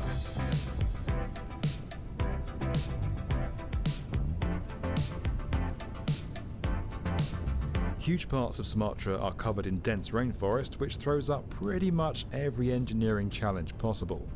This 28-kilometre stretch of road between Pematang Siantar and Seberlawan shows the challenges faced. This key stretch of the route links the major city of Medan to the industrial port of Kuala Tanjung and the nearby tourist hotspot of Parapas. The path for this bit of the road lay through dense remote rainforest, and even just getting the survey done for it was never going to be easy. Instead of relying on traditional techniques conducted manually on the ground, the construction team turned to LiDAR technology. That enabled them to create an accurate picture of the road, which could then be integrated into infrastructure engineering software provided by Bentley Systems. LiDAR is similar to radar and sonar in that it emits a pulse towards an object and measures the time for the pulse to return to calculate distance. With nearly 500,000 of these measurements made every second, the data that generates can create an incredibly accurate picture of the ground. LiDAR surveys are usually conducted from aeroplanes, but that was quickly ruled out as an expensive and impractical option for the Trans-Sumatra Road. Instead, the team used a drone, mapping the ground with a tolerance of 25 centimeters throughout the route. Aside from accuracy, LiDAR also has the advantage of using laser pulses rather than sound or radio waves to do its job. Just like rays of light passing through a forest, the light from the laser beam is able to pass through soft vegetation. The strength of the light returned is measured to give a three-dimensional picture of the survey area, allowing the team to map out the dense jungle. The result was a survey time for this stretch of road that ran to just 28 days, nearly 100 days quicker than planned. But it's more than just above ground conditions the team had to work through. Being in humid rainforest and all, the ground beneath the construction site is soft. Soil samples showed areas of soft soil and clay 13 meters deep. You don't need to be an engineer to realise that that's not the ideal conditions to build a road that hundreds of thousands of people are going to be driving on. It will be crossed heavily by the large trucks, and then it will create some cracks when the soil are not solid or not giving reinforcement. To add stability to the road, a fabric membrane known as a geotextile was laid under the 6-meter embankment. This helped water filtration and reduced the stress on the soft underlying earth. The geotextile basically consists of the non-woven polyester and polypropylene. It's like a layer that can be thrown on the top of the soil to prevent the soil displacement. It has the ability to separate and reinforce the soil itself. Now, managing a project that includes everything from soil samples to LiDAR mapping needs a powerful set of tools to make sense of the vast amount of data. For this, the team at Hatamakaya turned to Bentley, whose suite of programs has made them an industry leader in infrastructure engineering software. Bentley's software is able to combine data from different sources like LiDAR scans to create a complete digital model of the project, enabling the project team to visualize the job in a variety of ways. Bentley Luminar T was used to create a visualization of the road which was pretty central in identifying problems and then displaying them in very visual ways. In this case, the planned route clashed with an existing road, and a visualization was used to quickly identify the need for a higher bridge clearance. For a project that's reliant on state funding, advanced tech solutions like this are essential for keeping costs down. We are very happy to use all of the resourceful technology and how we can bring the valuable advantage to elevate the digital transformation of the project. So we make sure that this toll road will be in the best quality that can be used by all of the people for the next 40 or 60 years. Hi, chap. When the road is completed, it'll have major benefits for Sumatra's economy, as well as a booming tourism industry. The island boasts enormous mineral wealth, which once earned it the nickname the Island of Gold. Sumatra... I was eating my, I was having nachos, and I was like, these nachos are like super dry. There's like no salsa, guacamole, or like sour cream. I got halfway through them. I looked back in the bag, only to find out all 3 of them was in separate tubs. So I was like, shit. But then, because the nachos initially had the cheese on, they had some like herbs and onions and all that kind of stuff, you know? And I was like, God damn it. Has huge deposits of oil, silver and coal, and is a major producer of tea. How are we doing, chat? How are we doing? Corn. How we're bloody doing? Should we jump back in the factory?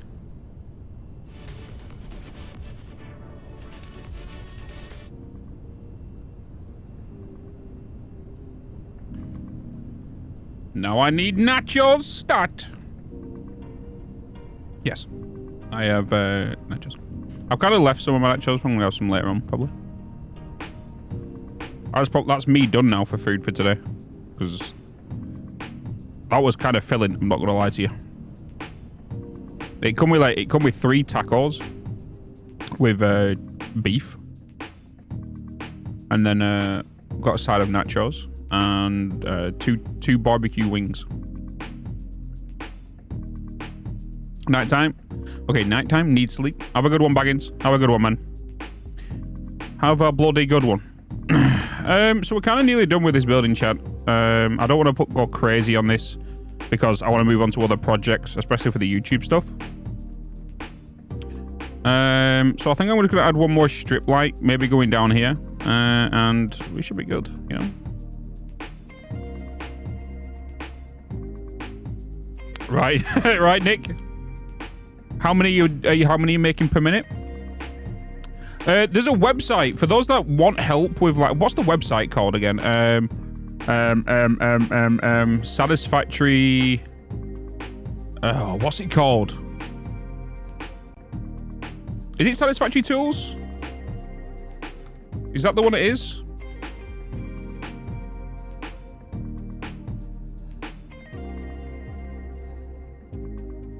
Yeah, this is it. This is it. This website. So if anyone needs help with anything, build-wise, you just click on this little plus. And you choose what you want, right? So you've got all your alternate recipes here. So if you have all the alternate recipes unlocked, you can just click them, right? And then all your base recipes. So, and you can just kind of choose what you want. And then what I would want to do, I want to, you know, these are all the maximum amount of items you can pull from a game. All of this stuff, right? And you can just go into here and add a product. And you choose what you want. So let's say, for example, we want to go with, I don't know, batteries, right? It's going to give me a full guide and breakdown with all alternate recipes and everything you need to make the maximum amount, right? For example. So right here, you can see that we need 8.2 crude oil per minute to make this, right? So we can increase this.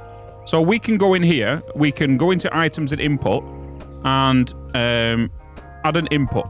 And let's go with no, let's not. Let's add we want to maximize. I forgot how to maximize. You can maximize the items. Maximize right there. Maximize. Right, so this is if we wanted to make 4,560 batteries per minute. Right? And this is what you'll need. You're going to need 4,560 crude oil.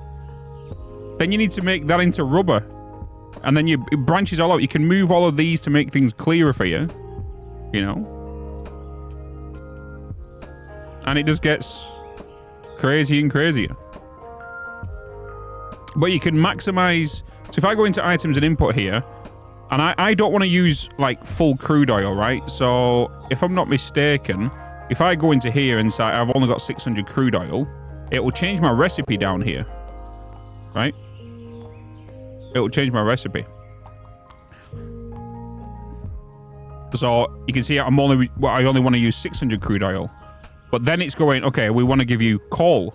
But what if you only want to do so much coal? Go to items, look for coal, and put that to, say, 480. Right? Because that's what you're bringing on a Mark IV belt. And then you go back to your production and you can see everything here. And it will go through all your alternate recipes.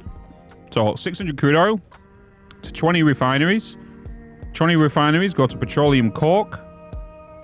You know, and it shows everything you need with byproducts to equal that amount of batteries. You know, it's a brilliant website, this. Brilliant website. I don't use it often, but it's showing that you need 600 crude oil, 480 coal, 2,247 quartz, 3,746 limestone. And you can change all of this. So, like, if you're only bringing in your quartz and your limestone at certain things as well. So let's change raw quartz and limestone to raw quartz. Let's set that to 480 to one line. And let's put limestone to 480 to one line. And everything changes. It'll go through other alternate routes to change it. You know? Petroleum coke, yeah. And when you hover over the machines, it tells you how many need. Yeah. Wait. Where is it? There's a thing, isn't there? Please hold. Buildings. Here we go. So this is what you're going to need in this whole entire building. And this is exactly the amount of numbers you'll make. Right? So this is the whole cost it's going to cost you to make this. You're going to need 82 assemblers, 120 blenders, 24 constructors, 68 foundries, 20 manufacturers, 32 packages, 311 refineries, and 85 smelters. You know. And here's the items of everything you're going to produce in this whole one setup. Yeah. That's everything right there.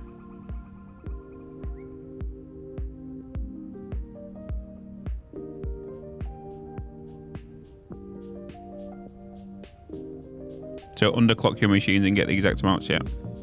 It's pretty good. I'll definitely have a play around with this. It'll say, like, this is the power you're going to need for this whole thing as well. 22,193 megawatts. You know, very good website. I'm going to actually, I don't use this enough. I'm going to bookmark this. I'll not use it. Because normally I'll just wing it, you know. It'll say make 12.5 smelters, which means 12 smelters, which is one set to 50%, yeah. Okay, so let's work on this a little bit.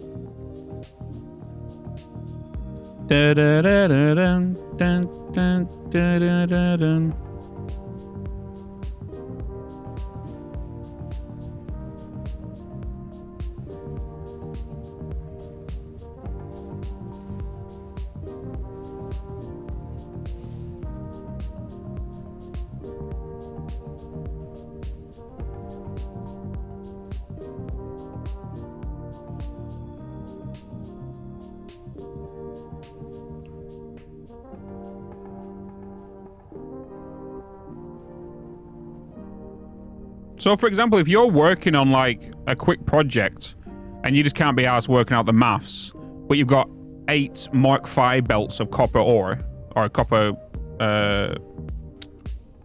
cables and stuff, and you wanted to make, you know, so much of that into cables, copper wire, sorry, into cables, you can just go into that and then literally just put down, okay, I want 50% of this to actually be what I want. And it'll give you the exact number of machines you're going to need, your recipes and everything.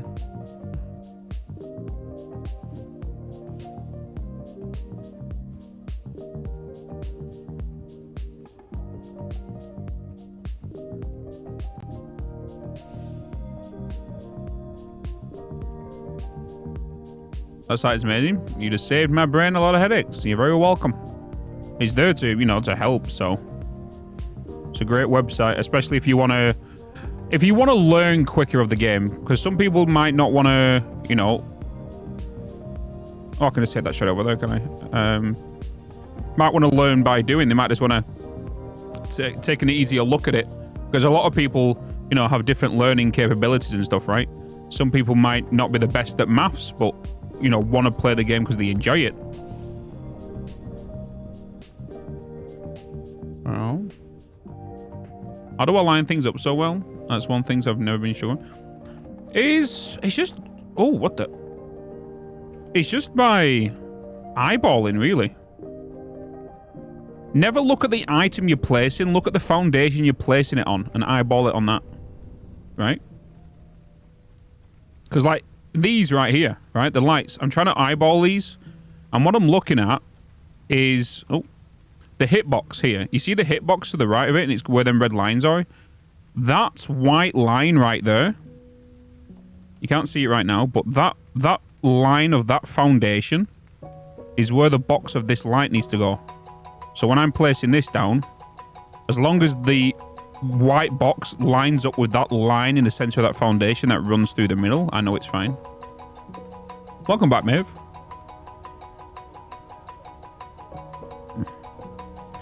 Welcome back.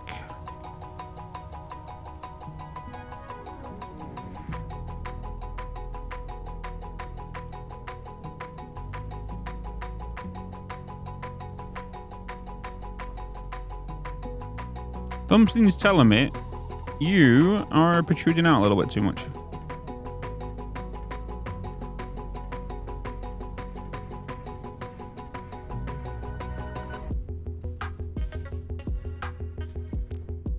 Hey, Bitz.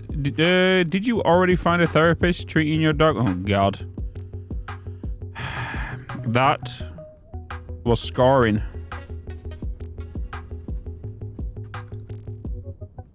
One year badge. When did that happen? The other day. When you resubbed, I think, Curry. I think it was the same day you gifted them subscriptions out.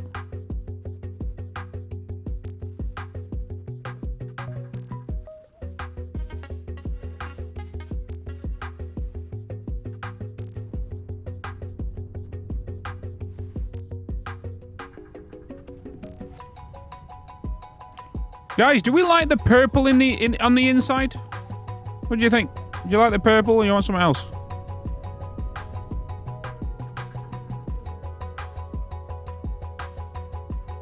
The blue kind of looks nice. Mixed with the purple. Streamer colors, baby.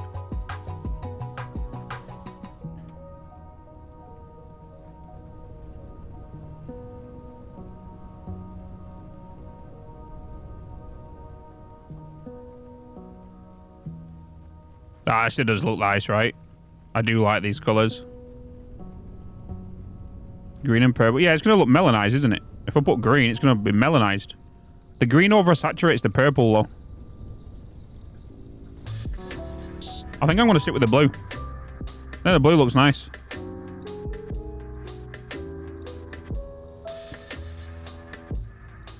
Yeah. I think I like the green and the purple and blue. Streamer colors, as Snut says. Okay, I think we can sign off this building, chat. I think we can sign off this building. I think the only thing I would like to maybe get done on this building is maybe add a... The only problem is the storage, right? Maybe I'll just put a couple of storages here for the fuel.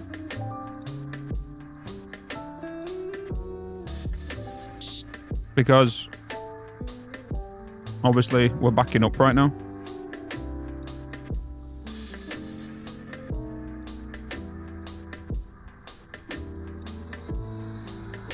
Is there a backlight? What do you mean? You mean on these windows? I've not added the lights on these windows, the purple lights. Can we get a quick tour of how it looks? Yeah. Oh, I don't have the mods. Let me quickly save.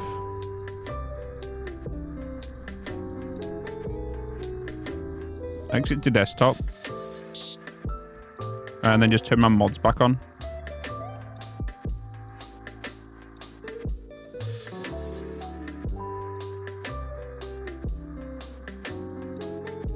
And get my Sky UI back. Where's pack utility? Oh. There it is. I was gonna say. Don't actually load the save lights at all. I don't think I've ever done that. I have saved over something I didn't want to save. I've done that. I did that like last week.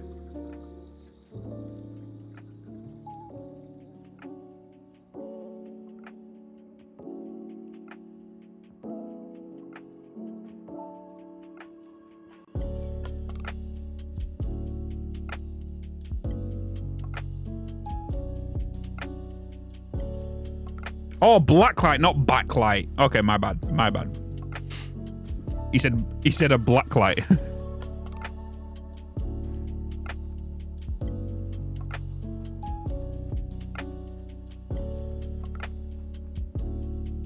Okay.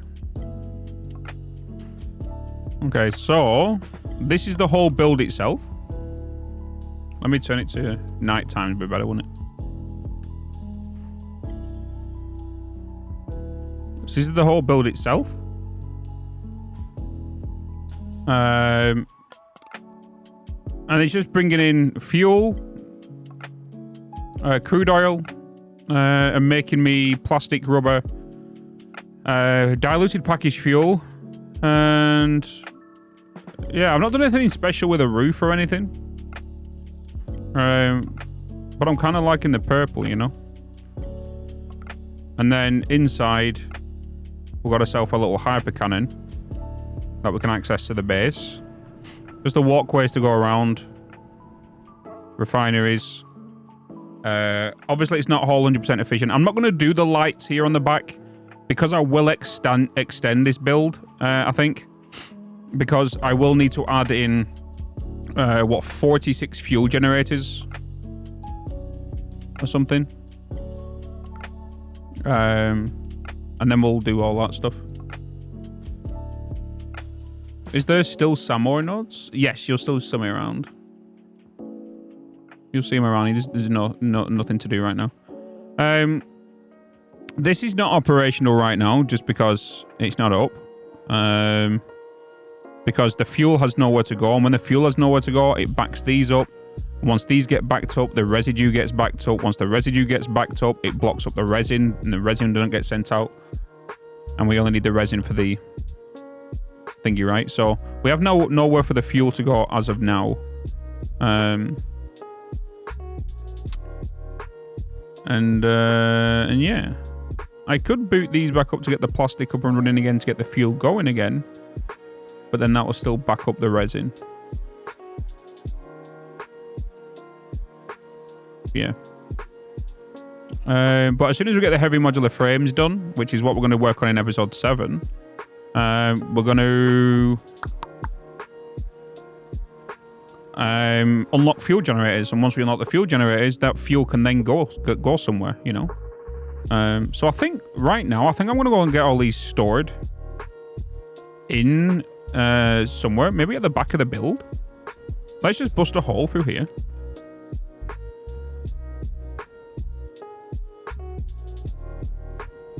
Maybe I'll just put like a little small storage thing in here, you know, just for now. Somewhere out of the way.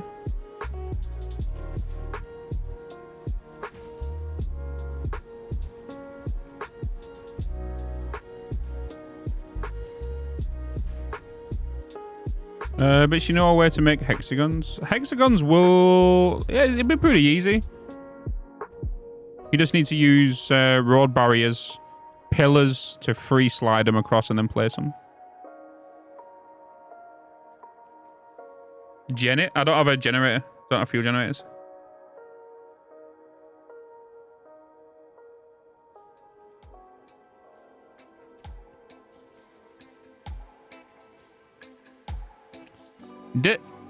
I'm going to need a lot of frames here, so let's just go into our organization and get loads of fluid buffers. I could put the big boys down if I wanted to, but I'm going to need to handcraft some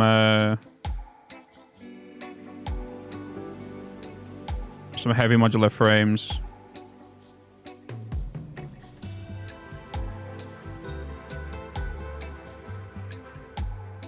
Which I'm going to need a little bit. Let's go back to base and make some of them easier. Episode 7, we heavy modular frames and computers. Yep. That'll be an episode by itself, just because I will need to transport the plastic from here, and then take it over to my factory. So that's going to be a route there. But what my intention would be is that line we're going to bring out of here will be some form of road or some form of structure that will go that way to that way. So when I go to build trains, I'm going to utilize the same road, just replace the belts, and get a train going on it instead. What the? Arming great defenses. I was going to say, where's the sound for that? What the hell?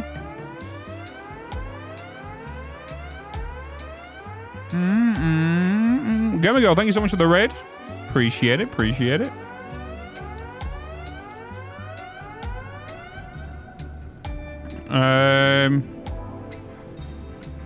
But yeah.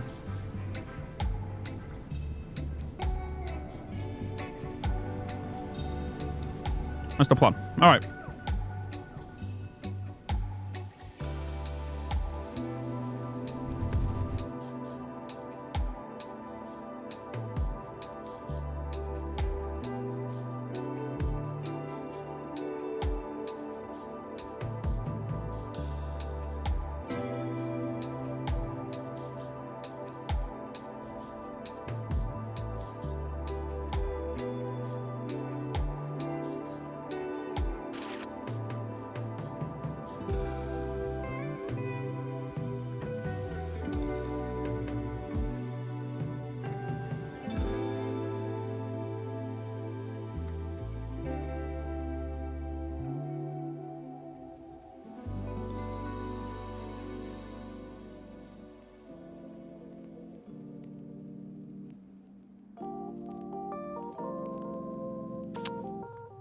Mint. I think I might go with the purple and blue colours.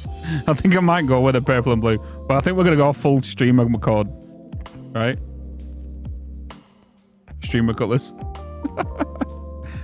I think purple and blue might be the only colour. Oh. Oh. Oh. Oh.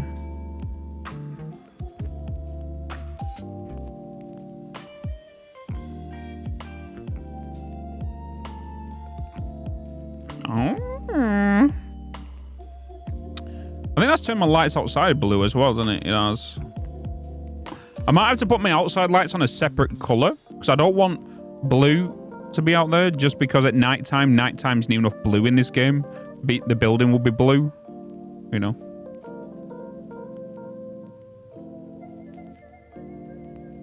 I could do that.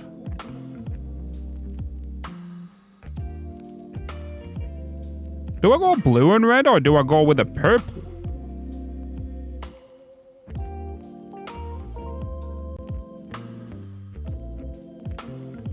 Red and purple? I think it looks better because it kind of gives more of the thingy colours, right? Let's have a quick look outside. Because these have now gone all red, haven't they?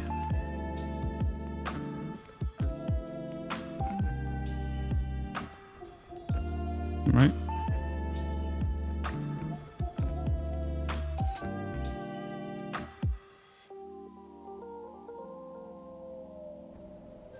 Yeah. Okay, what did I need to come and get? I was making heavy modular frames, right? So I need some encased industrial beams, which are at the end. I need some screws.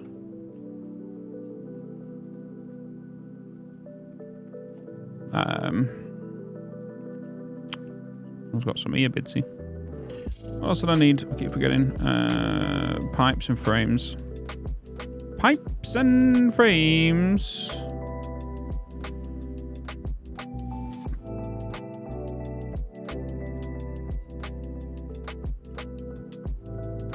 Pipes? Not pipes. Oh.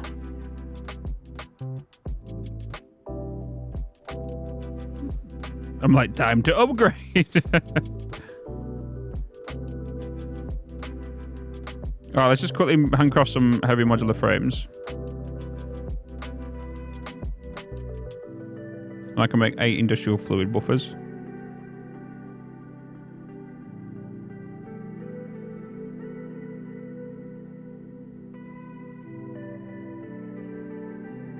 Get some more screws.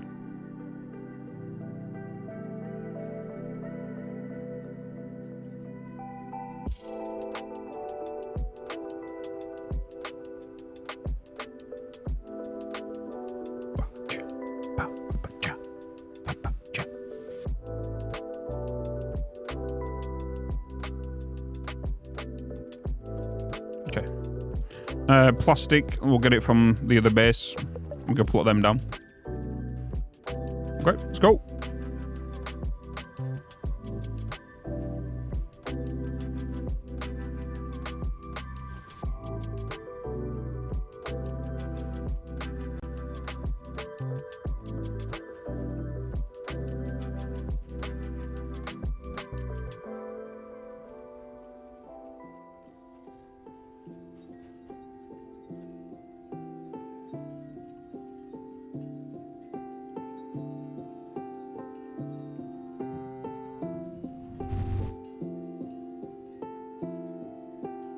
God, that's lighting up like a Christmas tree.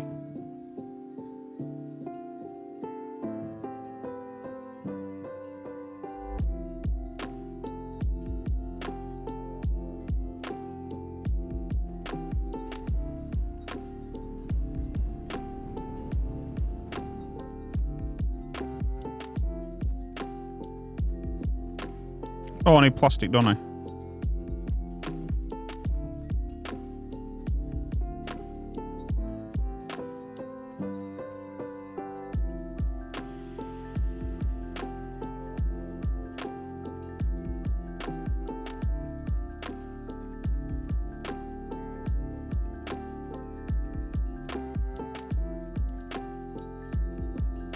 if my maths is right, you can run a beam from corner to the middle of the side of the 30-degree corner, so 39, 920. You know about the thingies.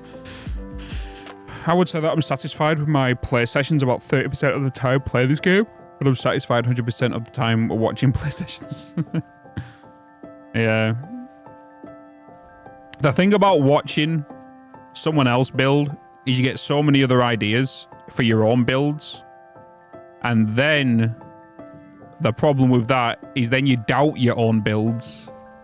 And then you're like, shit, how do I do that? And then next thing you know, you're starting over again.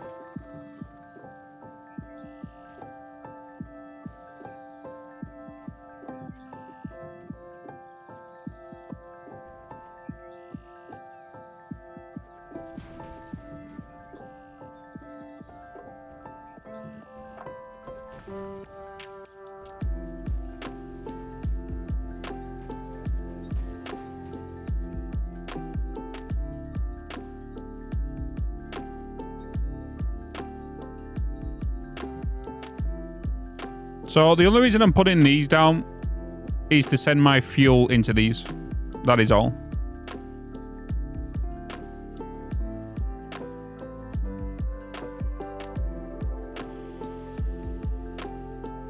So my machines won't cut down as quick or shut down as quick until we get fuel gens, you know.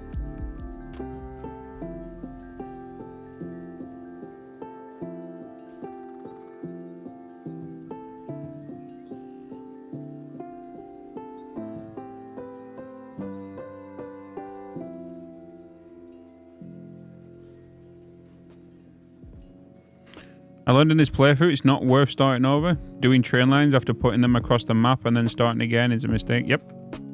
Yep. The best thing to do instead of starting again, delete what you've got and continue from where you're at.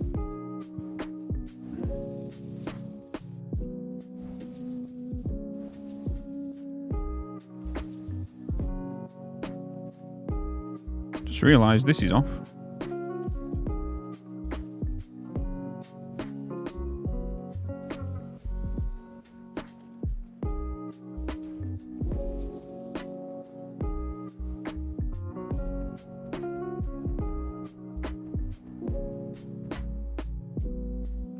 Oh, bloody hell. I think it looks messy down here. It looks like a fucking trip hazard.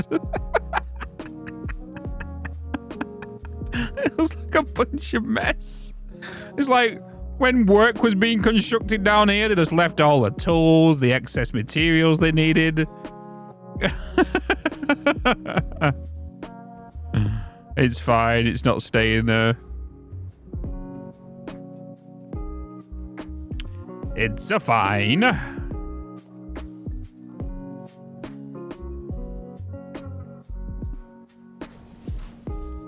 They're getting removed. Oh my god, it's allowed me to bloody snap anywhere. Oh boy.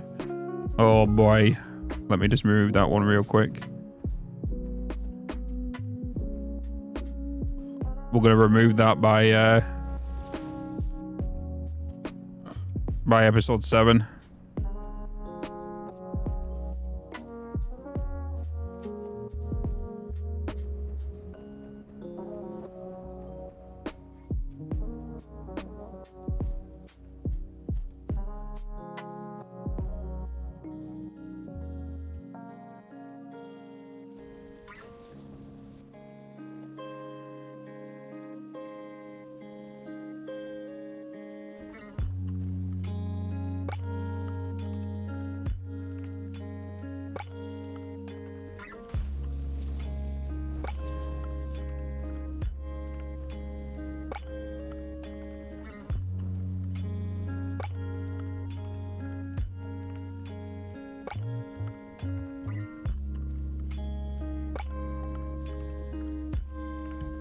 It's like roof anchors, true.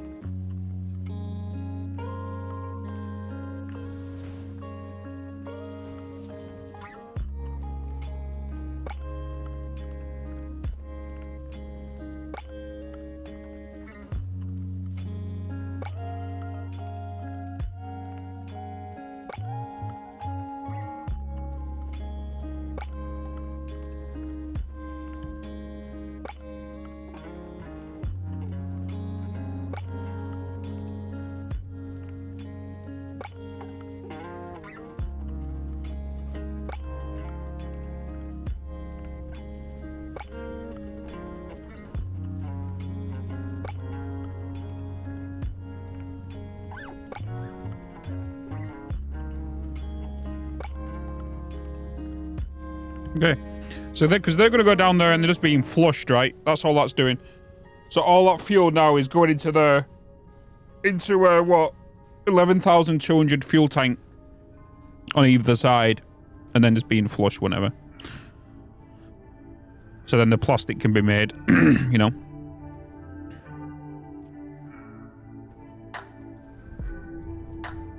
Yeah, there we go. Collateral, hello. You know. It's only one reservoir connected? Is it? Oh, yeah. Thanks.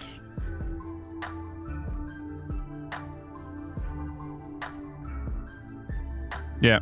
And because I've connected them at the back there, it's technically under one channel, but they're filling from either side each. So... Whoa.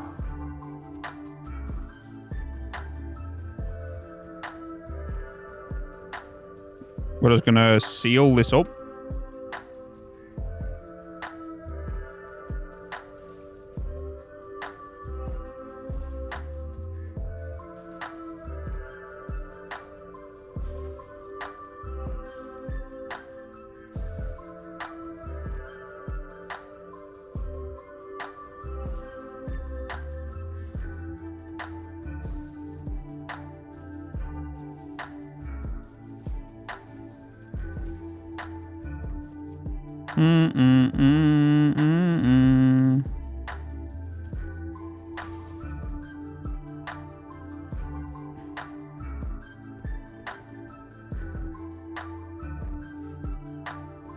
Okay.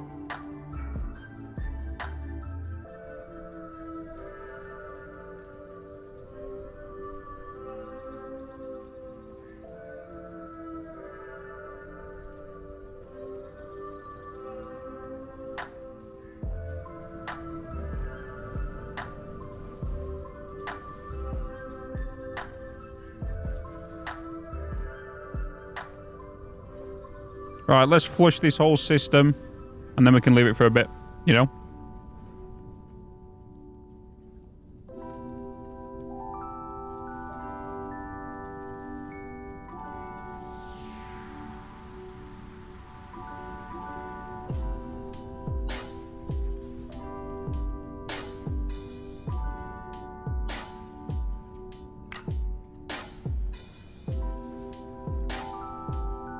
We just leave that to run now. That should give us an hour, at least. Is my own save? Yes, my save.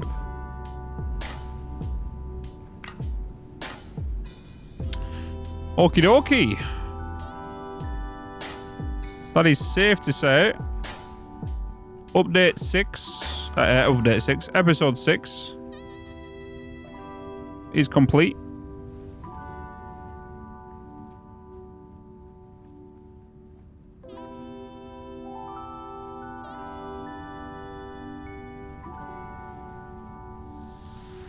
As soon as we get that additional power,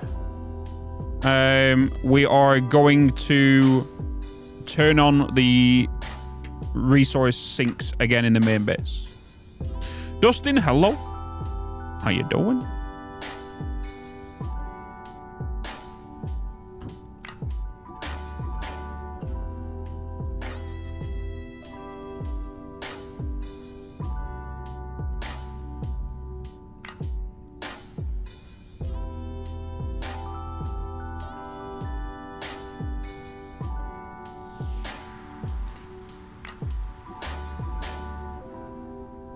Oh, Astro Colony has sent me an early access key. Because the game fully comes out on, well, the early access game comes out on the, what's it called? On the 7th. So I might jump on it. Jump on it.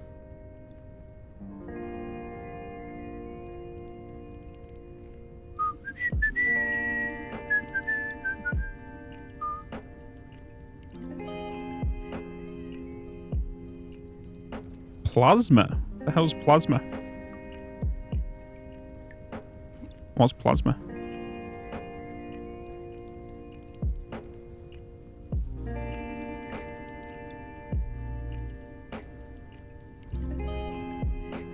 All right, let's 616, which is episode 6 complete. Let's pull up my documents here and make sure we are got everything registered in. Okay, interesting. Episode 6 complete. Okay, that is that done. Right, let's look at episode 7.